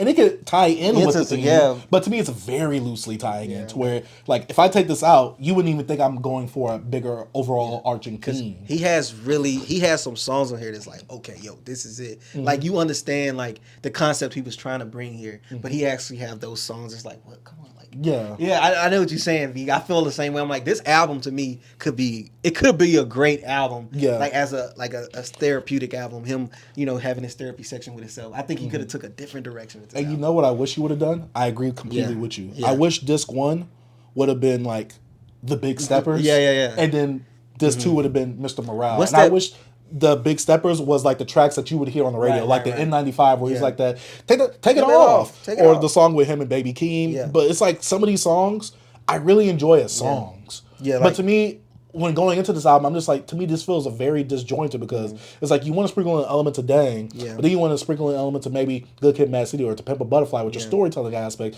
and the introspective aspect. To me, this album felt all over the place, and to me, I really didn't feel like there was a cemented, this is disc 1, this is disc 2. Kind of like with a Big Crit, Forever is a Mighty Long Time. Yeah. To me, there was no clear divide. To me, it just felt like, oh, you did this first disc again, but you just did it with different songs. But still tonally kind of the same. You're still going over the introspection. You're still going to have the regular, like, push these niggas off me, like, you're going to have the regular radio hits. And so to me, that's why I feel the album is disjointed, because I'm like, Kendrick, I really wish you would have, like, sectioned some of the bangers, I want to call them bangers, on one disc with the Big Steppers. Yeah. What the? Shut up. But I really wish that Kendrick would have put the bangers on one side. Kind of like the medicine and the candy. Like, feed me the bangers first, and then let me get into the introspection. I get you. I wish he would have done that better, and I think that would have came better with the sequencing of the album. It's the sequences. And to me, I get where Kendrick is going at, like, oh, let me do this, let me do this, let me do this, so that way you're just not getting beat over the head with. Because he has some powerful songs on here. I love Worldwide Steppers. I love that song. I love how the beat changed. Is that the one where he's talking about him smashing the white girl? Yeah, yeah. Oh, okay, yeah. So it's like, and then even with Mother, that's the last song, Mother I'm Sober, right? So like, Drake so he reversed it, but like, it's just like it's certain things that he's talking about his auntie and all this. Like these are really good subject matters and stuff to discuss that people don't really like to talk about. So it's like I was like, man, Kendrick, if you would have executed this better with like me, you know how I am. I don't really care about the whole radio stuff, bro. You just give me this album, this introspective album of you discussing and peeling back those layers of who you are. I would have loved that even more. But I know this TDE is also a game of like. It's music. It's a numbers game. You gotta do something that everybody can listen to. And I know he's Kendrick Lamar, even though I know he don't go for those type of songs, but like I still have to. I think he goes for them, but he knows how to, like we talked about before, put the medicine in the candy. But I think he does go for those songs at times. Like All Right to Me, it has that structure. These Walls kind of has that structure, but you could tell like a backseat freestyle, even though it goes in context with the album, or a beat don't kill my vibe. You could tell he's going for these radio like songs. Not what's called it though. Beat don't kill my vibe. No, not that one. The other one, the freestyle. Backseat freestyle. That song's trash. I think it was more of like... No, I get it in context of the album, but it was still a song that played on radio. It was? I never heard that on the radio. I heard it on the radio back when But that's what I'm saying. Like, in context of the album, it completely makes sense. It's not a bad song when you listen to it in the album perspective. Yeah. If you listen to it on its own, you're like, Kendrick, what the F is this? Kind of like the Michael Jordan song. It's like off of OD. Like as well. I love myself. Oh, yeah. See, that's what I'm saying. Like, to me, he goes for the radio song, but he knows how to mask the medicine really well within it. And he knows how to construct a great song. Yeah, and like even like putting it, like you said, when he what you call it, the sequencing of his albums. To me, this is the worst sequence album he done. I completely agree. Because he usually sequence Schoolboy Q albums. Like he does it for Schoolboy Q, but I don't know if he did it for his last project. Yeah, which to me is still album of the year. Yeah, he said they haven't worked together since the Yellow Crash Talk. Yeah, because he did the ad libs and stuff. I remember that. But man. Only thing about like my really biggest critique is sequencing some of the song selections. Like some stuff I feel like probably shouldn't have done that because like how you started off start the album off. Like I know like when it comes to Worldwide Steppers and all this stuff and hearing some of those other tracks, I'm like, okay, I see what you wanted to do. I wonder why. I just wish he just stuck to that theme and just broke himself down. Probably put this album at like 42 minutes just with those great songs and like I'm leaving TDE like this now. I'm finna go on and do some other things, and then he could have dropped that album with all the other stuff on there. To me, like with the N95, the banger songs. Because I feel like, I'm gonna leave y'all with this. Y'all leaving me, and now y'all finna know the real Kendrick Lamar. Y'all know these other thoughts I have. These other I always said he said he was a hypocrite. Now y'all finna hear these, my other problems or other things I've been through, and my hypocrisy as well. So, I want to piggyback off that thought. I wish that. One, he would have sequenced it better, like I said earlier. I wish he would have gave TDE the last album, the introspective album. Yeah, that's what I'm saying. Just give me the introspection, nothing else.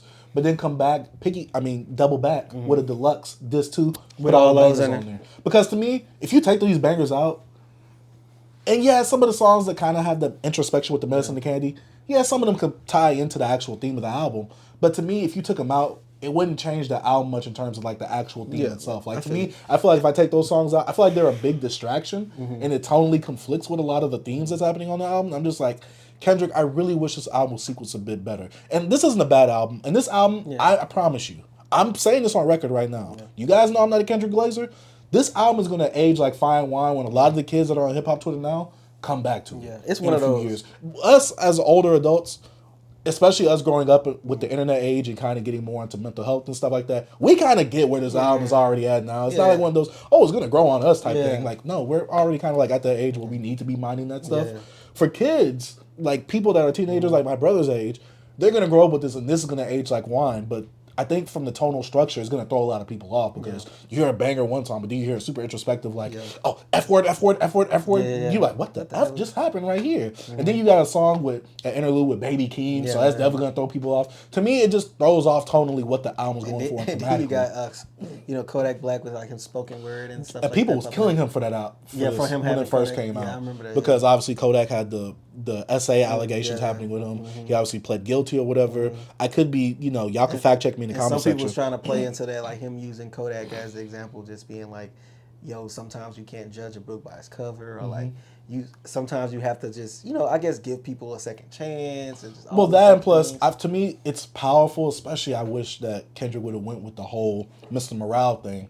This plays perfectly into like, I'm not perfect. Yeah. Like, why do you guys keep hating me as this? Yeah. I'm not your savior. Yeah. LeBron isn't your savior. Future, all these Yeah. other people, they're not your saviors. Like this guy You right peeped here, Kodak Black. the line he said about Kanye about forgiving Drake, and he said, I guess I'm too. Yeah, I guess I'm not Everybody, mature enough for something like people that. talked about that when it came out, but now it kind of makes more sense now because he's like, I still haven't forgave Drake for that, whatever it is.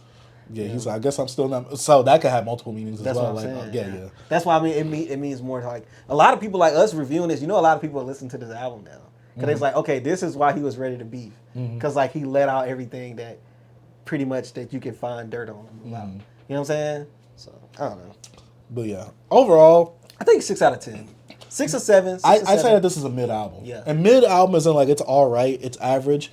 But if I, like I said earlier with the Gunna album, catalog wise, To Pimp a Butterfly is better. Section 80 is better. Yeah. Good Kid, Mad City is better. Dang is better. And Dang isn't better, I'm saying like, oh, introspection wise, like which one is deeper. Dang, in terms of like sequencing, to me, replayability is better. And to me, I feel like it's more focused. See, these one of them albums I can say that about. Because, like, them albums I sat with for so long, they're not samey albums. They're totally, each album can be a totally different, totally different meaning, totally different, like, production on some of the, you know what I'm saying? So, like, with this is the lower of Kendrick albums, which is still a good album, but it's not a great album. Usually, like, what Kendrick will put out, you know what I'm saying? So, Yeah, I think the thing is, we should probably one day make like a playlist of the definitive Mr. Morale and the Big Steppers. And see what songs we want to keep on there and take off. That would be a fun activity to do. But Rich Spirit was the song that I played even like 2022 to now. That's one of them, I just love that song. Yeah, Playing me before I turn you into a song. I like that song. I mean, there's a good amount of songs. I think like the on video there. really got me. I love never that seen the video. video. Him in the boots in the room. Yes, yeah. He's just dancing. Did you like The Heart, Part 5? I didn't care for it. I didn't like the instrumental. The Heart, I love that. The instrumental is it's a Marvin Gaye sample. That's it. It's just he actually got the reels to a Marvin Gaye. He actually got the real reels. That's all it is. It's just a Marvin Gaye beat. I Want You. That's all it is. I like the subject matter in that. I like the song. It was cool.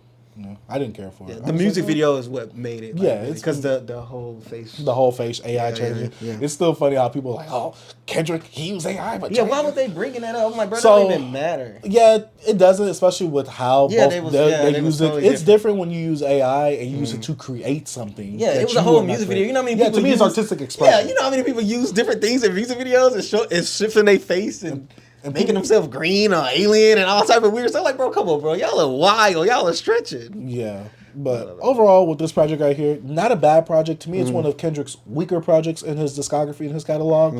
But I think for a lot of the young people who are probably listening to this, it's gonna age like fine wine for you guys. For us, it's Kendrick's most mature album, but it's also the most tonally conflicting one. And you could also say, oh well, it could be matching tonally what a human is because we're never just going through one emotion. Yeah, that's why I didn't want to. I was thinking about that, but I'm not giving him that credit. Yeah, I'm not either because to me that's a cop out. Yeah, that's a like cop that's a out. cop out because I can say that for any album. You're like, well, that one's totally inconsistent. Well, humans are totally inconsistent in general. See, I don't want to do that. So if I got to play that game with Kendrick, I got to do that for a lot of people. That's why I'm I not didn't doing do that. it. Yeah, I get what the theme of the album is going. It's not like a hard theme to get, especially if you listen to the lyrics. Is there multiple meanings for certain things? Of course, but it's not hard to get what the album is going for itself. Yeah. So I also hate that people are trying to say like this album is like super heady. It's going over your head. I'm like, dude, if you just listen and concentrate, not even concentrate, if you just listen to the words, you're gonna get what the album is going for. I don't get why people make this seem like it's one of the. I think his most heady album is To Pimp a Butterfly. You think that one? I think the most headiest, or it's like, oh, the lyrics are going over my head. It could be him. I love Section 80. I'm not saying it's like the subject matter on Section 80 is different. Okay, so because he talked about prostitution. But he talked about. He discussed those lot two. Those two of rival stuff. each other. I'll say that. Section 80 is like that's a really good album. And him being that young, that boy was like 25 when he put that out. Dang, B, was it like Illmatic with Dons? Bro, nah, Section 80 is insane. Like the subject matter he's talking about. Section 80 for me is one. It's in my top of. Yeah, I was like, bro, like me being the age I am now, and just going back and listening to stuff that Kendrick was talking about at that age, just like, dang, bro, like some people just when you're from, you see and you experience different things than others, and you grow up you mature more faster than other people. So I don't know. I think that's a top. But I like see- Section 80 more than what's call it, bro? Good Kid, Mad City. I always felt that way. Even when it came, I love Good Kid, Mad City. Section 80 was my. I liked could it jam more. Section 80 more. I like than Section Good Kid. 80 To me, way it has more. higher replayability Yeah. for me. Even To me, though with Section 80, I mean, Good Kid, Mad City, I gotta go through the whole album. Yeah. To me, because certain songs is like, you gotta get the context for me. So that's my thing. I'm a big context guy when it comes to Kendrick. But to get to Good Kid, Mad City has like one of my favorite Kendrick songs, like "Dying of Thirst." Like that Sing About Me. Sing about that song is beautiful. That song is just. It's deep. It's a deep song. I like that song. I'll say it's definitely up there in Kendrick's catalog. To me, it's not my favorite because I'm also basing it off of replayability. Yeah. So to me, and that song's pretty long too. Yeah, So you I'm know not how you know how I am. Yeah. I'm more of like I like subject matter more than like, oh, this song bang. If I go there, I'm moving like, come on, I might do all right. I love that song. I can play all right. That song is cool. Yeah. I think to me, To Pimp a Butterfly has the least replayability for me. Yeah, I like it. In terms of if I gotta bang it, if I gotta bang it. But I really enjoy To Pimp a Butterfly. Yeah. To me, it's like maybe third best Yeah. for me. Third favorite. Let me say this, third favorite, not best, because I rank those differently. Yeah. So yeah, Mr. Morale and the Big Steppers, not a bad album at all. It's a good album. Good album. 6 7. Yeah, 6 to 7. I mean, it's definitely gonna age. The biggest problem for me is the sequencing and the tonal switches of the album itself.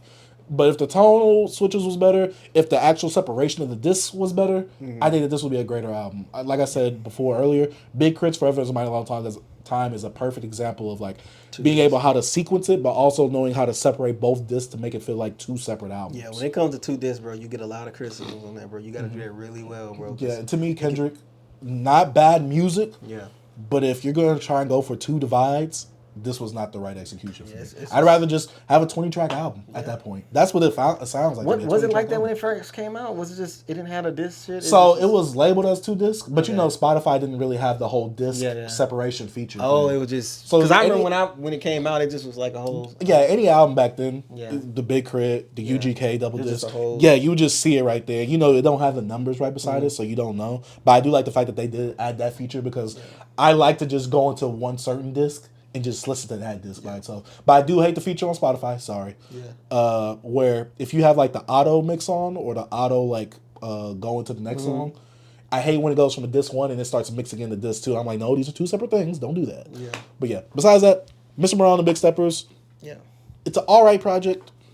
Very good subject matter, very good songs on there. I just need a better divide next time. I need you to be more focused and concentrated on how to sequence the album a bit better, Kendrick. Yeah, and what I'm going to do, I only listen to this album like 2.5 times, so I'm gonna spend more time with it. I got it on my playlist. I'm gonna just play it, get more familiar with the songs, see if it feel better to me. I know it won't top his other albums for me. I don't think it ever will, but I want to get more familiar with the album, because when I listen to it, it still feels like it's all over the place. Yeah, especially instrumentally too as well. To me, I think that. To me, this has the worst instrumentals, the worst production. To me, it has the worst production, and I'm not saying that all these beats are just dog water or anything like that. But I think the consistency in his other albums, they had way better production, and it fit the theme a lot more for what he was going for in certain aspects of those albums right there. Yeah. But yeah, that's about it for Mr. Morale and the Big Steppers. Overall, album that you guys should check out, but don't expect it to be his best project. Yeah. But now it's time to get into the hip hop discussions. And I wanted to bring this topic up because I've been seeing this on Twitter all the time. J. Cole dodged a bullet not entering this beef. I'm like, why are people saying that? Now, if you guys don't know, just to give you guys a quick summary of what's happened, Kendrick dissed J. Cole and Drake on Like That, Future's album, on that song. J. Cole came out with 7 minutes, 7-minute drill. Drake came out with push-ups. But before Drake came out with push-ups, J. Cole backed out because he was like, you know what, everything else on 7-minute drill, I want to take that back. Kendrick is my friend, yada, yada, woot. I'm going to take it off of streaming. Basically apologize for dissing Kendrick, which it really wasn't a big diss. It was more of a, light jab. You see they say Schoolboy Q told him not to... See, that's a rumor, but that wasn't confirmed. Then Daylight wanted to kind of come in. Daylight's not Daylight. To me, Daylight's been instigating, and people have been taking it as fact. Yeah, all right. So, I'm like, I'm not going by him. You know Daylight. Yeah, the battle rapper. Like the one that's cool as Absol. Yeah, you know who Daylight is. Yes. He went TDE. But Daylight, I've been knowing Daylight. See, I didn't know that, but I know Daylight for years. I'm a battle rap fan. He's a troll. Daylight took a crap on stage. Like, he's a troll, guys. If you know Daylight, you ever saw that video of him talking about Lil Uzi Vert? Like the old video about how Uzi Vert is Lucifer. Oh yeah. DJ Vlad, right? Huh? I don't know if he said on Vlad. Okay. Was he in the car? He probably did. Anyways, it's freaking Daylight. He's a troll. He says all type of crazy things, bro. Don't take what he says as math, as science, as fact. It's not. Yeah. And my thing was, people were saying, "Oh, J. Cole really dodged a bullet." Me in my head, I'm like, "What bullet did he dodge?" Yeah. The only bullet he dodged was losing the battle. Yeah. To me, and I've said this before, and we heard this on wax. Kendrick said on there, "They're still my friends unless they betray me. Then I'm YNW Melly." He said that on Euphoria after J. Cole dropped 7-Minute Drill. J. Cole has said before, that's my homie, that's my friend. Yeah. My thing is this, and I want to specify this for people to know. Drake crosses a certain boundary that people do not understand that he crosses. He brings people's names into the diss. Therefore, it's going to be forever cemented on these streaming DSPs and platforms. And what he tried to do it in a way was like, oh, I'm not like being like I'm not facetious. Like I'm not being malicious. Malicious. I got a bodyguard like Whitney, because like Whitney Houston bodyguard movie and Kendrick's wife named Whitney. So he's like, yo, I'm talking about Whitney. Like Houston. I'm being playful. Like, I'm playful, but no, like some people don't like that, bro. Yeah, and so to me, that's what set Kendrick off, which set Pusha T off as well when he mentioned his wife as well. Virginia, This is my thing. Virginia? Something like that. Yeah, I could. Yeah, I think so. Virginia, or not Selena. Serena. It was something. Yeah. But Drake always crosses that boundary. We talked about this in the last podcast episode, and literally Kendrick on Meet the Grams, right after Drake dropped Family Matters, mentioning Kendrick's personal people in his life. He said this was supposed to be just a friendly exhibition match, just us sparring lyrically, but you had to go and say some good people, so you effed up. This literally all just would have been on wax, nothing malicious, just bars, jabs, and roasting. Why are people saying J. Cole dodged a bullet? J. Cole took down a jab diss and said that he was offensive. Do you really think J. Cole is going to cross that line or boundary with Kendrick? No, he's not. They're homies. J. Cole literally has a song with Kendrick. They were supposed to be teased to come out with a collab album years ago. J. Cole knows the boundary. Stop saying he dodged a bullet. No, you guys are capable for J. Cole, and they're saying, "Oh, this is really giving me hype for the fall off, so we can see J. Cole's perspective." They flipping their perspective. Yes, they're saying, "Yeah, this is really making me hype for J. Cole's the fall off." I'm like, you guys don't. Do we listen to the same diss tracks? Yeah, like, what is this? See, this is my thing, and this is why I hate hip hop Twitter. They want to go off of one person's opinion, and they want to regurgitate it as their own opinion. Yeah. NFR said, "Oh yeah, J. Cole really dodged a bullet." Everybody started saying J. Cole dodged a bullet. When I saw that clip, I was like, "No, bro, y'all got this all wrong." Where did he dodge the bullet at? He was literally going to have a friendly exhibition match. Right. You can even listen to 7-Minute Drill. What did he say that was just so bad about Kendrick? Oh, your album's boring. Okay, Jay-Z said the same thing about Nas. They pieced it up afterwards. Rick Ross and Jeezy got into a fight. Now, Jay-Z, on some street stuff. Jay-Z did go wild. Right? Well, he did go wild, but I mean, that wasn't the most offensive thing that he said, though, out of the whole thing. Jay-Z was really finna get it. Yeah, that's why. I said that. So it was finna get crazy. That was about to get crazy. But I know what you mean. J. Cole and Kendrick are friends. Yeah, I don't think J. Cole was really going to jump out the window, especially with his morality. Yeah. J. Cole's not about to jump out the window and be like Drake and mention someone's family name and purposefully burn that bridge. Right. And I think just with you beefing with Drake, especially Kendrick, his angle, his strategy was perfect for Drake's. I don't think he can pull that on J. Cole. Because like when it comes to the internet, like when it comes to these beefs, win a new era, you gotta win the internet. So him winning the internet won it. Like with Drake, all he gotta do is say. I mean, with J. Cole, all Kendrick could do was win in there by saying he's boring. Like that's the only angle. Basically, reinforce everybody's negative stereotypes or opinions about J. Cole. You win. Yeah, that's pretty much what Kendrick did to Drake. I'm saying, like when you do that angle, you win, bro. Plead to the haters of the other person, and you'll win them. You'll win. That's literally what happened in this battle. That's what happened. So it happened. It happens, bro. Like especially like I think the new age of the battles, like especially like when Drake and Meek Mill was like the new age, and what Drake did, Drake played the internet with the memes, everything on Meek Mill. Had Meek Mill memes all over freaking went to a school. The OVO Fest. He had Will Smith, all these people from Philly laughing at him. Like, come on, like he played the internet. He did it perfectly well. And Kendrick just flipped it and did the same thing to Drake. That's what Drake did to Meek. And I don't think that angle from J. Cole and Kendrick would have been the same. I think it's just really been an expedition match of them like barring each other. Yeah, just sparring. And like, oh yeah, my album better than yours, or this. Yeah, that's literally all what would have happened. I don't. If it went that way, I don't even think it'd look right. I don't even know if it would have. Like it literally, they probably would have like went on for like 2 or 3 tracks. Yeah, to me that would have ended quickly, but it would have been fun to see though. Yeah, in this situation, this is something that Drake knew that Kendrick didn't like him or whatever, and Kendrick know, bro. You heard what the affiliate said about Kendrick, what he did. They said he did all these songs in one session. Like they said, Euphoria was 19 minutes long. Like, bro, he did all this strategically. Like that whole week, when people was waiting on this man, he was just rapping. He had his whole plan wrapped, like set up. So I'm like, he wanted this guy. So I don't think it's different. Like J. Cole is probably just somebody who was like how Drake had all these people in the way. J. Cole would have been another guy in the way. Like, come on, get back. So. Yeah. Either way, I just feel like I hate that narrative. Yeah, One person says something and it's a big enough account, everybody starts running with it too, and then they try to flip everything. Like and it's then like when I use the proof of look what he says in this song, he literally says this. I'm going by what the person says, not by what other people around them say. History. Yeah. Yeah, like he said this, bro. Not what this guy said. This dude just saying something. Oh, J. Cole, I can't do the Canadian accent. He's a dog the bullet though.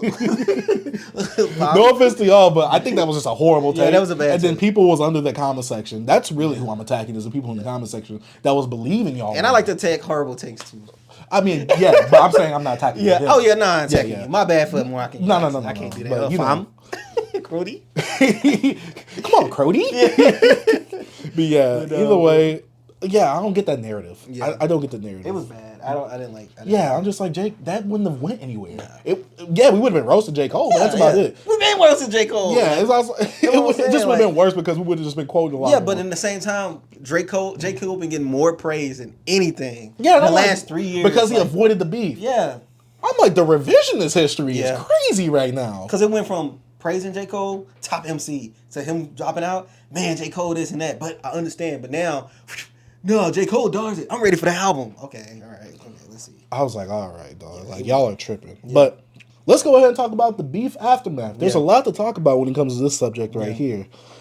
B, what's the first thing you want to touch upon in this? Yeah, when it comes to the aftermath, it's just me is like what I mentioned earlier about like, you know, the Kendrick songs being on the Billboard and people looking at this beef like I put some more stuff in here that we actually can just put into this conversation, like the whole Questlove and all this.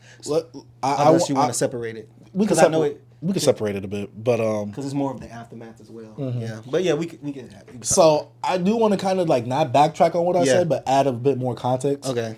I am on wax saying this. Drake lost to Kendrick in the beef, but to me, Kendrick was fighting a single battle while Drake was fighting a war. And like I said this before, wars are multiple battles. To me, Drake won the war. I don't think it's over. The war not over, B. Yeah, but everybody else hasn't really like responded. And I don't think a lot of the other people that Drake dissed are going to respond. Yeah, so because to me, Drake has the last say in that. Let me say this: Drake won the war when it comes to the totality of everybody who was dissing. It ain't over, bro. Well, let's go based off of this because I want to give a bit more context to what I was saying. To me, Drake won the war because to me, even though he didn't necessarily hit the red button as he said, he was hitting a lot of red buttons on everybody else. Now they have a potential to come back. But the reason to me Drake didn't make diss songs for all these other people, because these other people really wasn't worth making a whole song over. Drake's like, all right, I'm attacking you in this 2-minute beat switch, and I'm going to hit every one of y'all except for this guy that I'm mainly aiming at right now. But I got to take care of all you guys first because I got to shut you guys up. So to me, Drake was fighting a 20v1.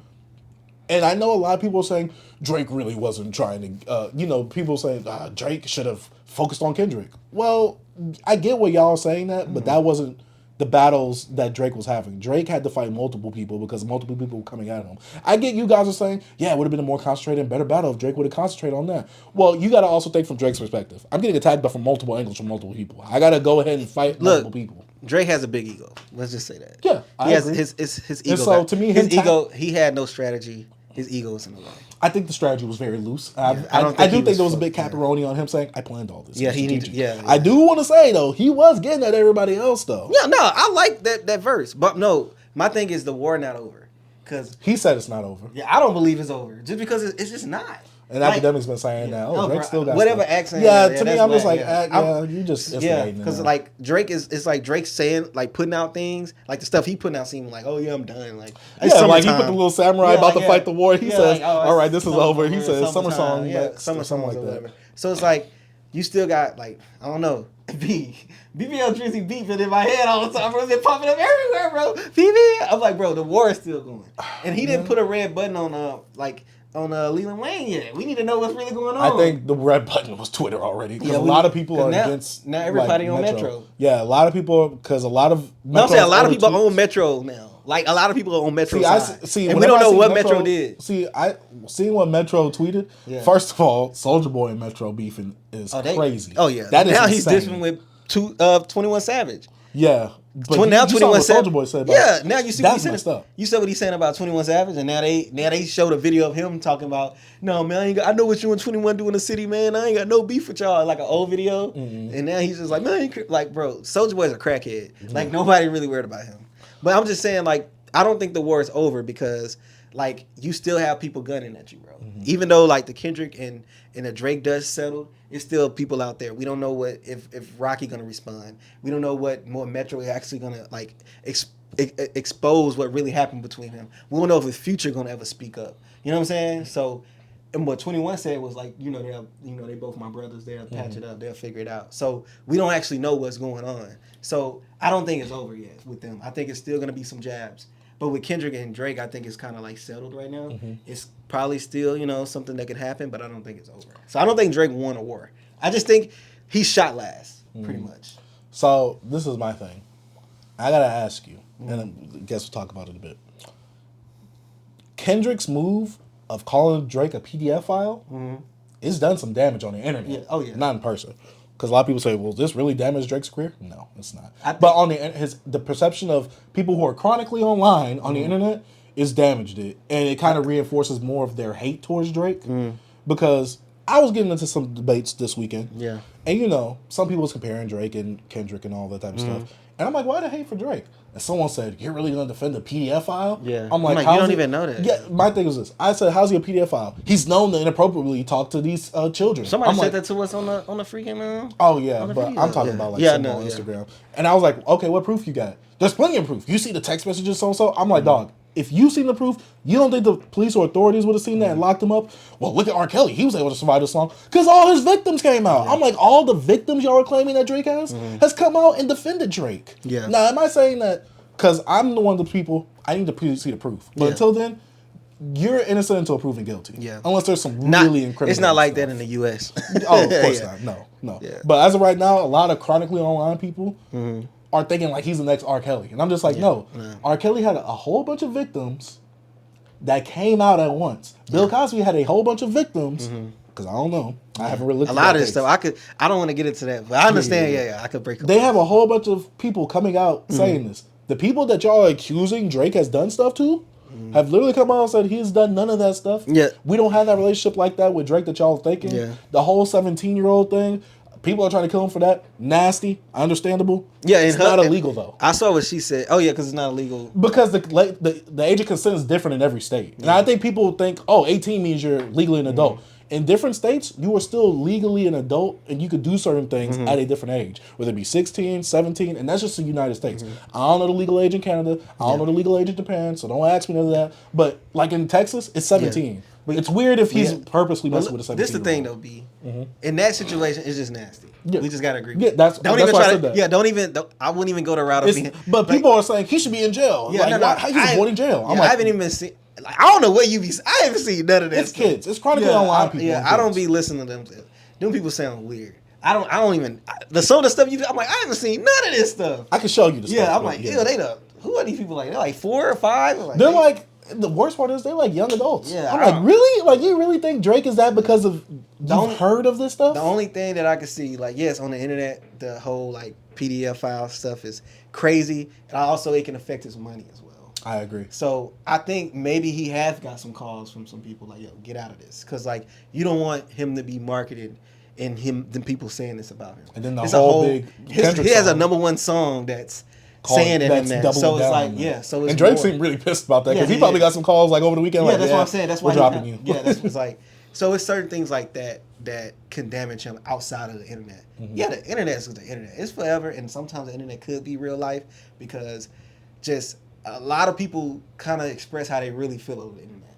I mean that they don't say it in but they don't reflect it in real life. So that's why when people say the internet's not real, I think the way y'all are supposed to phrase it is the internet is real because it has our most authentic opinion. Yeah. We're just able to mask it behind a different profile picture. Yeah, that's what I'm saying. Yeah. No, I'm agreeing with you, but I'm saying that for people out there because a lot of people, internet's not real. Yeah, yes, it is. It's just that it's a different perception online because this is the thing, and I've gotten into an argument with JG from the Gaming Illuminati.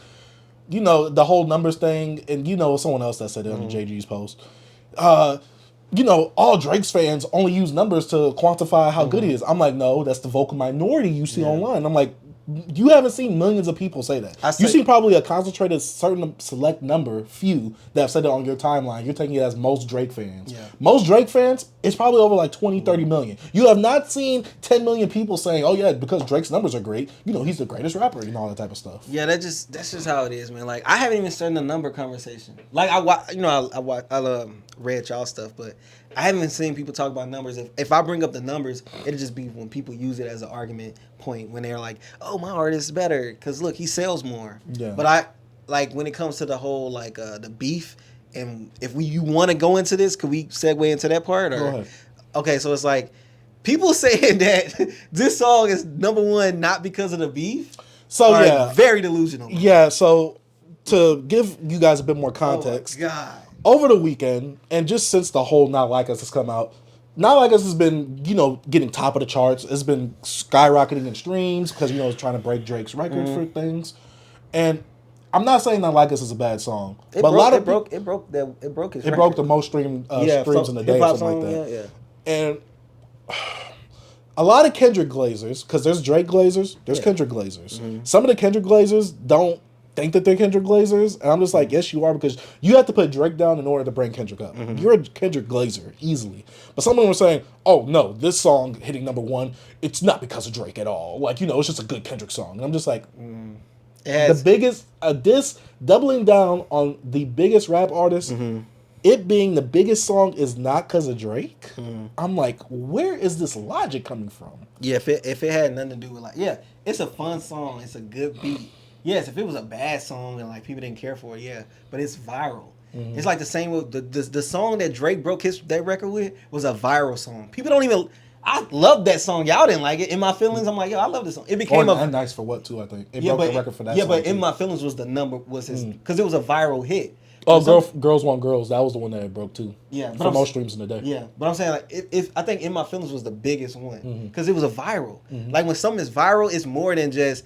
It's more than just the song. This is like all over the internet, bro. So like you have a moment, especially now we're in a different era. Like TikTok is a different era, and they all on TikTok playing this song like they was doing like that. Like that became what girls was playing it and changing their dresses or something like that. I don't know. Get Ready With Me. Yeah, Get Ready With Me. So it's like you gotta understand, this is a big thing because what the context behind it. It's not just because it's a great Kendrick song. If it's because Kendrick is talking about Drake. Like, we just got to be honest. Yes, it's a fun song. I love the song. Like, I like it probably if he wasn't talking about that stuff just because the beat is funky to me and I love the Blood Walk and Sea Walk, you know what I'm saying? But other than that, you cannot deny that if it wasn't for Drake, this song would not be what it is. It's like, there's no way you can do that. Like, how? There's no way. Yeah, that's where it gets to glazing. Yeah, because I'm just like... Because I haven't seen that. I know you bringing some of this stuff to me. I've seen both sides of the glazing. Yeah. I'm going to be real with y'all. Like, both sides are glazing a bit too much. But you can also... I'll say this. I see more Kendrick glazers, and I see more Kendrick bias or Drake hate bias. It's because Kendrick is... He's won, so you're going to see more. Well, I was saying that during the whole beef thing, too. Like, people... That's what I'm saying, because he was winning. First... I'm saying before the beef. Like, when Drake came out with Taylor Made Freestyle, and before Euphoria... People say, "Oh, Drake is spiraling." Like, you know, there was also. Oh yeah, I'm saying you got Kendrick fans is gonna do that, but I saw more people on Drake's side at that time. I'm just saying what I seen on my TL. I'm not saying which literally had more. Right. But I'm saying it based off of the stuff that I've seen on my TL myself. So right. I at this point I've seen some Glazers just have the worst opinions on this beef, and to me, this watered down the beef for me. What, the not people? the people. I mean, not the rappers that's involved. The people. The people. Because, oh my God, the conversation surrounding this beef, and a lot of people were making jokes of like, there's gender war questions coming back up of like girls versus guys. I think like, oh, Kendrick, please drop something again. Yeah. And I'm just like, I don't know which one has a worse conversation around it. Yeah. The gender wars beef or the Kendrick and Drake beef. Yeah. They both have some bad takes. Now I'm not saying that there's no good takes at all. Yeah. But there are some very bad takes amongst this beef. Yeah. And there's just kids and young adults, and I'll say young adults, even people who just have a Drake hate bias, they are having some very bad takes on the situation. It's the biggest beef ever, though. Yeah, it's hard to. It's gonna get that way when especially when it's more. It's not. This beef is not hip hop right now. This is mainstream. This beef is huge. Shoot, they got a little place on Spotify where you could go on it and it was. Bro, they playing like the songs on the NBA and all this, like NBA Today. Like it's bigger than hip hop right now. So when you have two of the biggest artists in hip hop going head to head, that makes it like. And then the era we in, the information age, the social media era, is like it's gonna be more impactful, and that's why I can water it down because it's like when a corporate entity get a part of like a grassroots movement. You know what I'm saying? Things get like it feels like why are you talking about this? Like it starts to get very muddy. What are you talking about? Like why you think Drake is jealous of Kendrick? Why you think Kendrick jealous of Drake? Like this is a different thing. You know what I'm saying? It's those people that really don't even know what's going on but have an opinion on it. So that's what happens. Like DJ Vlad. See, that's DJ Vlad. Like what she said was, I laughed at what she said, but like, bro, come on, she didn't have to say. Yeah. Why even though some people's like, oh, why does she need to be wary about what she says? I'm just like, oh my God, did you not listen to the video? White people have anybody, or you a part of the culture of hip hop, you can have them. I hate to say it like this. White people might have more of a say because they buy it. they buy it and they funded it. I'm gonna say and they funded a lot of it. And they control it. Yeah, facts, bro. So. Black people don't realize how ingrained white people as a whole are in hip hop because of the business aspect. Right, especially they are the ones buying music way more than us. And and it's the music, bro. Like, come on, bro, y'all gotta relax.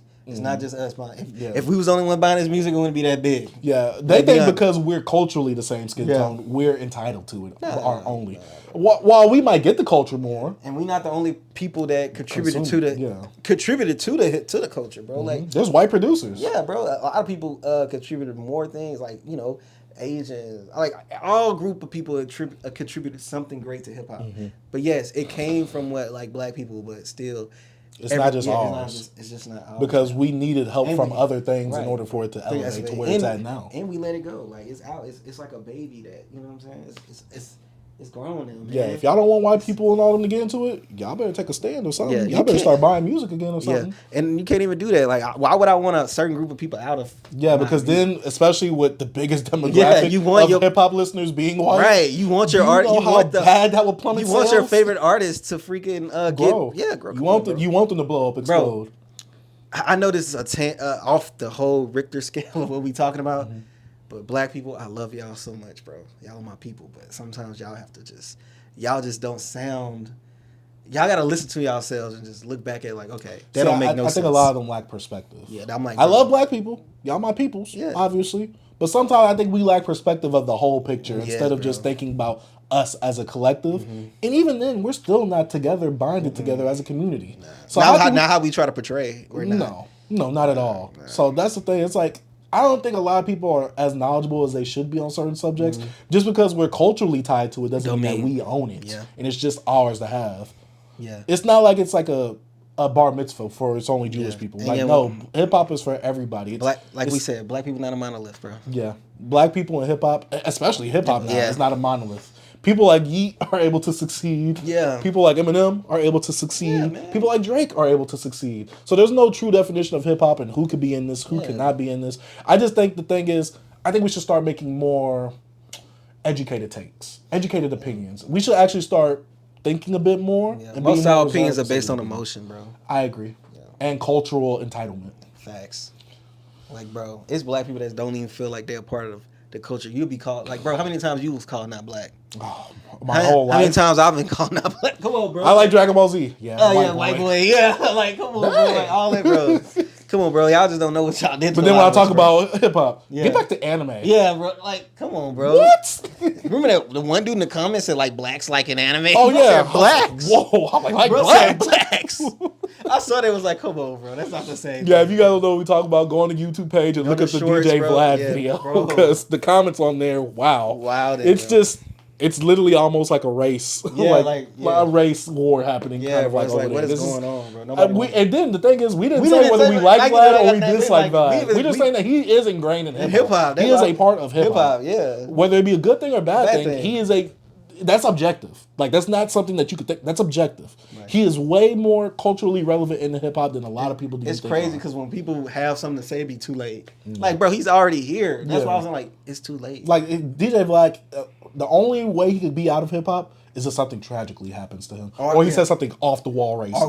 Are we just like destroy the whole thing and rebuild it? Yeah, other than that, we're not though. That's not happening. Yeah, it's not, and that's what's bad for the culture. Bad for the culture for real.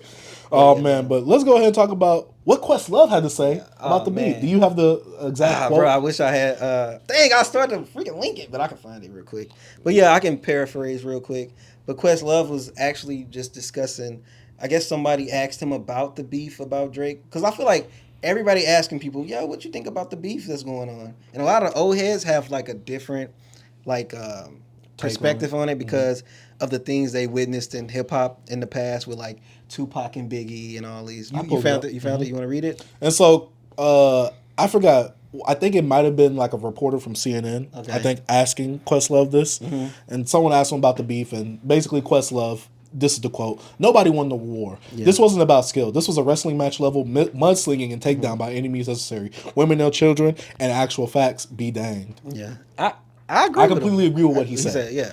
I get what he means by nobody won the war because one, you could take this either metaphorically with actual black culture and what it means for hip hop, but also it's like there's no one war because really no one brought facts. This was a big cap mission after Push-Ups came out. Yeah. Ever since after Euphoria. Yeah. After Euphoria, it's been a cap competition to see who could cap the hardest and which cap could be more believable. Yeah, it was a rap battle. Yeah. If you watch rap battles, that's what happens. So I understand what he's saying, but I'm like, it's a part of. I'm a huge, well, not as much, but I'm still a huge fan of rap battle. And like, all they do is cap. They talk about how many big guns they got, how they do this and how they do that. So, and I know Kendrick and Drake, they both fans of rap battle. Like, you can look at some of Kendrick old tweets. Drake actually showing up to one of the, I think it was a smack competition URL. So like, bro, they know about battle rap. You know what I'm saying? So they understand. Like Pusha actually brought out dirt. Usually when people rap battle, they just say stuff like, look at Nas and Jay-Z. Jay-Z talking about he, on the baby seat. He didn't do that. But look, we still don't know if Tupac smashed Faith Evans. We don't know. But he still have a picture of him that night. Who knows what happened? You know what I'm saying? So it's like, bro, we can fabricate things in these battles. Like we sway sides. That's it. And the only thing, Kendrick had a better angle than Drake. That's the only thing. His strategy was better because it was more dirt or like things that you could look at Drake in a bad way on the internet than Kendrick. That's the only thing. That's how he won. And another thing that Questlove said was, same audience wanting blood will soon put up RIP posts like they weren't part of the problem. Hip hop truly is dead.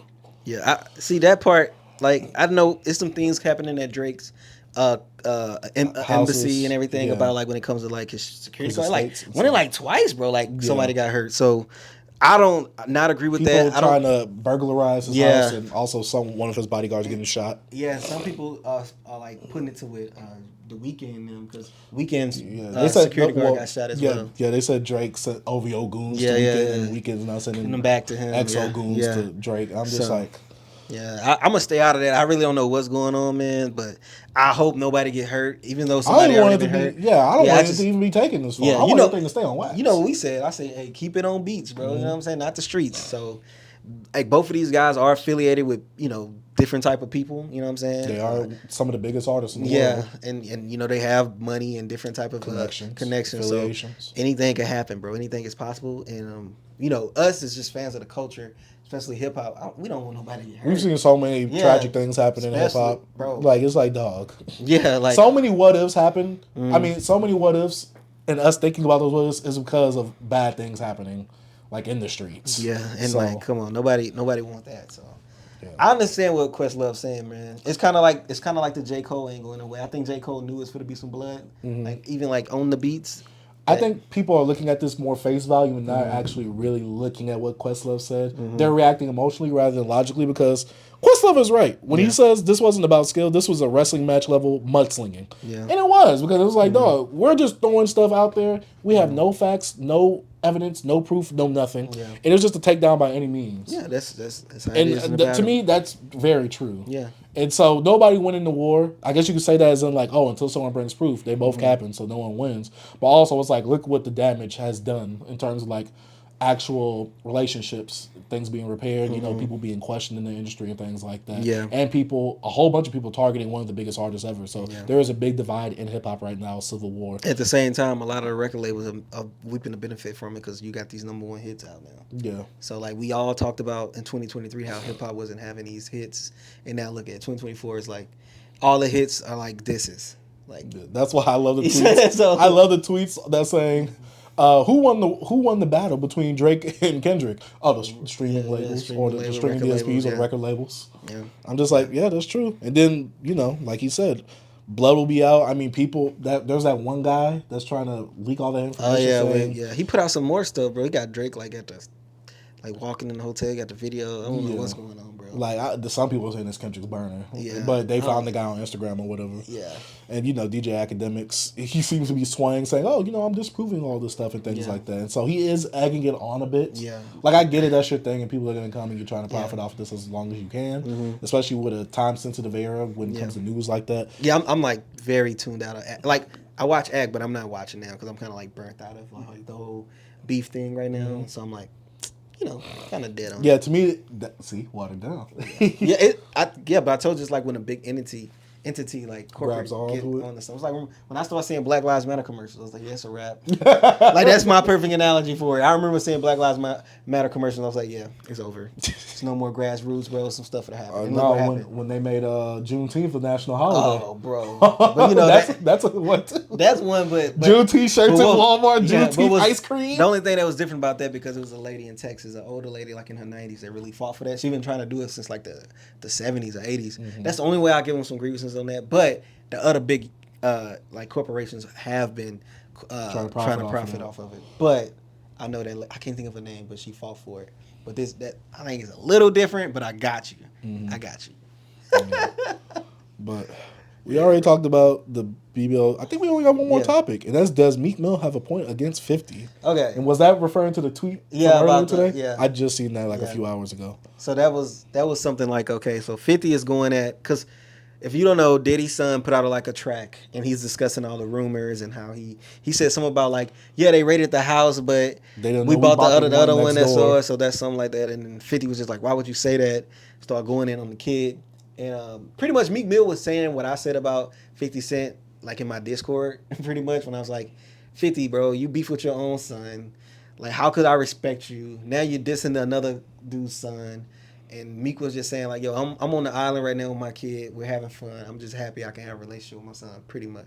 Mm-hmm. Like, it's more stuff that he did because, you know, Meek don't have a PR team. He's just Meek. And he just goes off. I didn't read everything because the dude was just going bananas. Mm-hmm. But I like that tweet. You want me to find it? Yeah, because I can't find it right now. Find it. I don't know if he deleted it because I saw him deleting some tweets. Yeah, I hate when rappers try and say stuff. Then they act like, oh, I'm so real. Then they delete. I'm like, I get it. You want to have a clean rap, but it's like, don't do that. Yeah, he deleted it. And you backtrack it. He probably deleted it. Yeah, I don't see it. Yeah, I don't know why. That was kind of weird. I should have screenshotted it because I liked it. Dang. I screenshotted one of his tweets. Yeah, but I mean, what you were saying was right. I screenshotted this right here. He said, but let me stop. These the niggas that I'll look up to. These people that destroy black families. He misspelled that. And succeed like bad cops. I don't find him funny. I see him as a rich parasite. Niggas be rooting for niggas to go to jail and claiming he's from the streets. I'm going to start booming on y'all. See, he deleted it. I screenshotted it, though. So it's like Meek, yeah, bro. Like, I agree with you on that, but, you know, you have your faults as well. So people going to go at you. But I do feel like 50 Cent, like, we give a lot of, like, leniency to 50 Cent because he built his whole like, market. Him coming into the game was beefing with rappers, you know, How to Rob series, his mixtapes, just going at people, you know what I'm saying? So I think we know 50 from beef. Like, you can't do 50 without beef. Like, even when it comes to the whole beef doc, it's 50 Ja Rule, like, you know what I'm saying? So, but we still gotta, like, understand, like, yo, it's kind of a double standard when it comes to him for some reason. I don't know why, but I'm like, yo, it's 50 do corny stuff too. Like he's coming at Diddy like this, and he want to be like, a lot of people want to be like, oh yeah, we got to stick up for black people, but you at the same time you turn down a black man when like not much of this evidence is going on about Diddy as well. So it's like, come on, bro, like you can't have this and say this and that. It's like so many of us. Yes, we all are hypocrites, but like yours is being spotlighted, bro. And what Meek said, I agree with him. I was like, I agree with Meek Mill. So, but also Meek Mill he just be wilding on Twitter. He do be wilding. And no one wants to listen to Meek Mill. Yeah. But he said something. But it'd be like, when they say wrong messenger or whatever, it's like, but. That's literally Meek Mill. Yeah. Especially when yesterday he posted a picture of him and like some dried up white stuff on his face. I'm like, what? I'm like, bro, Meek, dog, this is the same situation you having the fries at the pool. I'm like, I think Soulja Boy said something, because Meek tweeted at Soulja Boy. Soulja Boy like, bro, ain't that your so-and-so? Did he F you in the bud, whatever? Talking about Diddy. I'm like, dang, bro. Soulja Boy's a crackhead, bro. Yeah, like, Soulja Boy has been wilding too. Yeah. You know what? I think these rappers need to stop being independent. Yeah, y'all need to go back to having a PR team and everything. Bro, y'all need some control. I think there's a lot going on in like Hollywood, LA, because I feel like a lot of people are like being misused and they're not themselves. Like, I don't know what going on with Soulja Boy, but like for the last 9 to 10 years, Soulja Boy kind of been like off his like scale, bro. Like, I don't think he's all the way there anymore.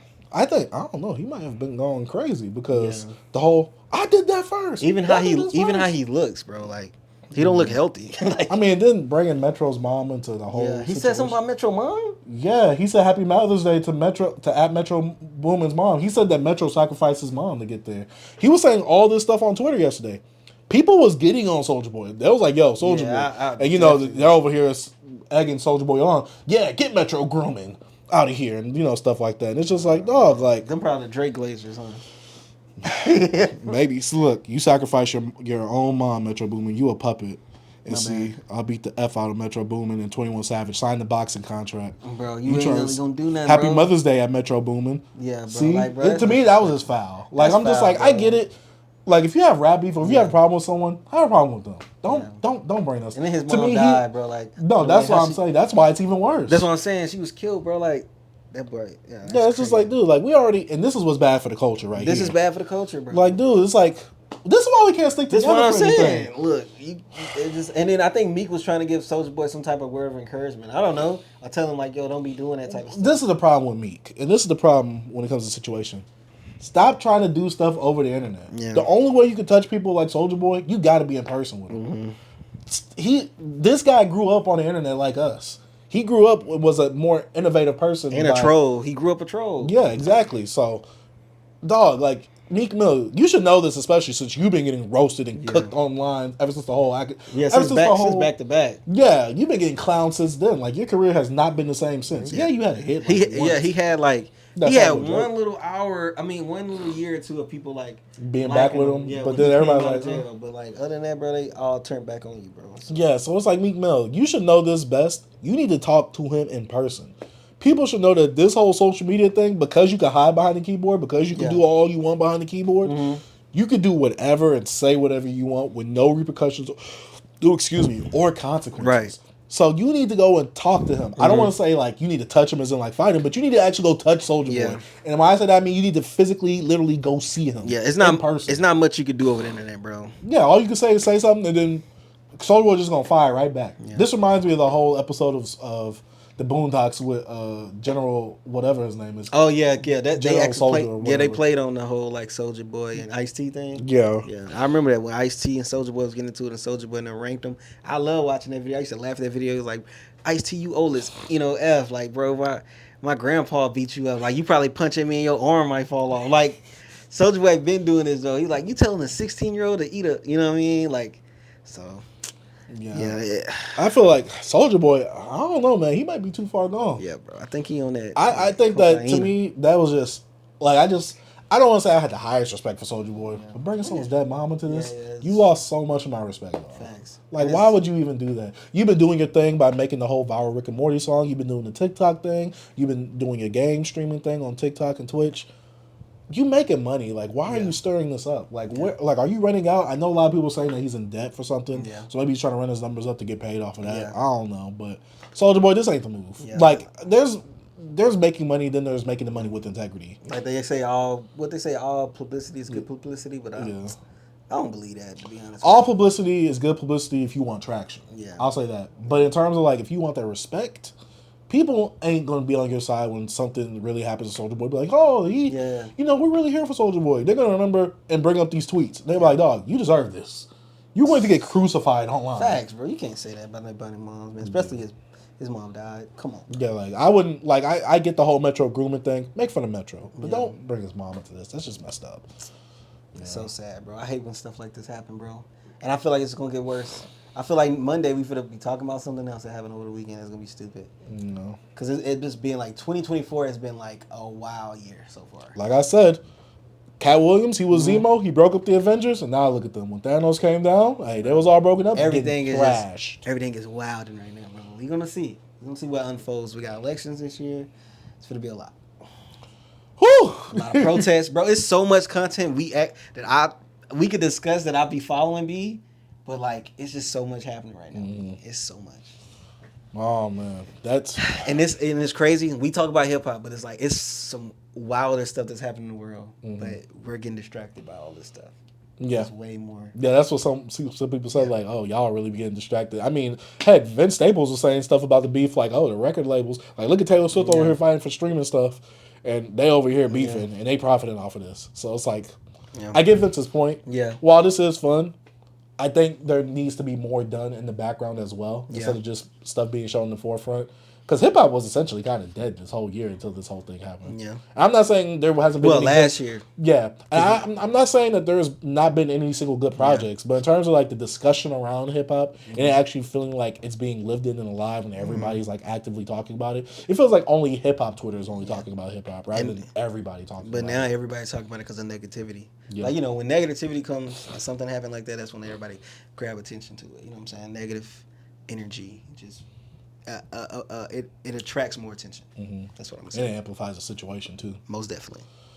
Yeah, that was a downer. That's what's bad for the culture. It's bad for the culture, B. But that's about it for the stuff that we have on today's docket. Yeah, man. Let us know your thoughts of this podcast episode. Like I said, no news. Oh, the Childish Gambino thing came out today. Oh yeah, bro. I gotta peep that. I listened to it. You listened to the whole thing? Yeah, I listened to it earlier today. I listened to it. But you listened to the whole. Remember, I listened the to new version. But remember, I listened to the 315. I had this on another episode. So is this pretty much like some of the best songs from that? No. It's literally those songs, but reworked. So like the audio mixing and his actual vocals, or like. And it's a shorter version, right? Because I think so, but he also adds verses like with Young Nudy and Summer Walker. So this is mostly the same thing, but literally it's a bit more finished. So I see why he was saying, oh, this was an unfinished product. This literally feels like the finished product where you can actually hear his vocals. Like I was saying, that there's like one song that was like the Hey Y'all one.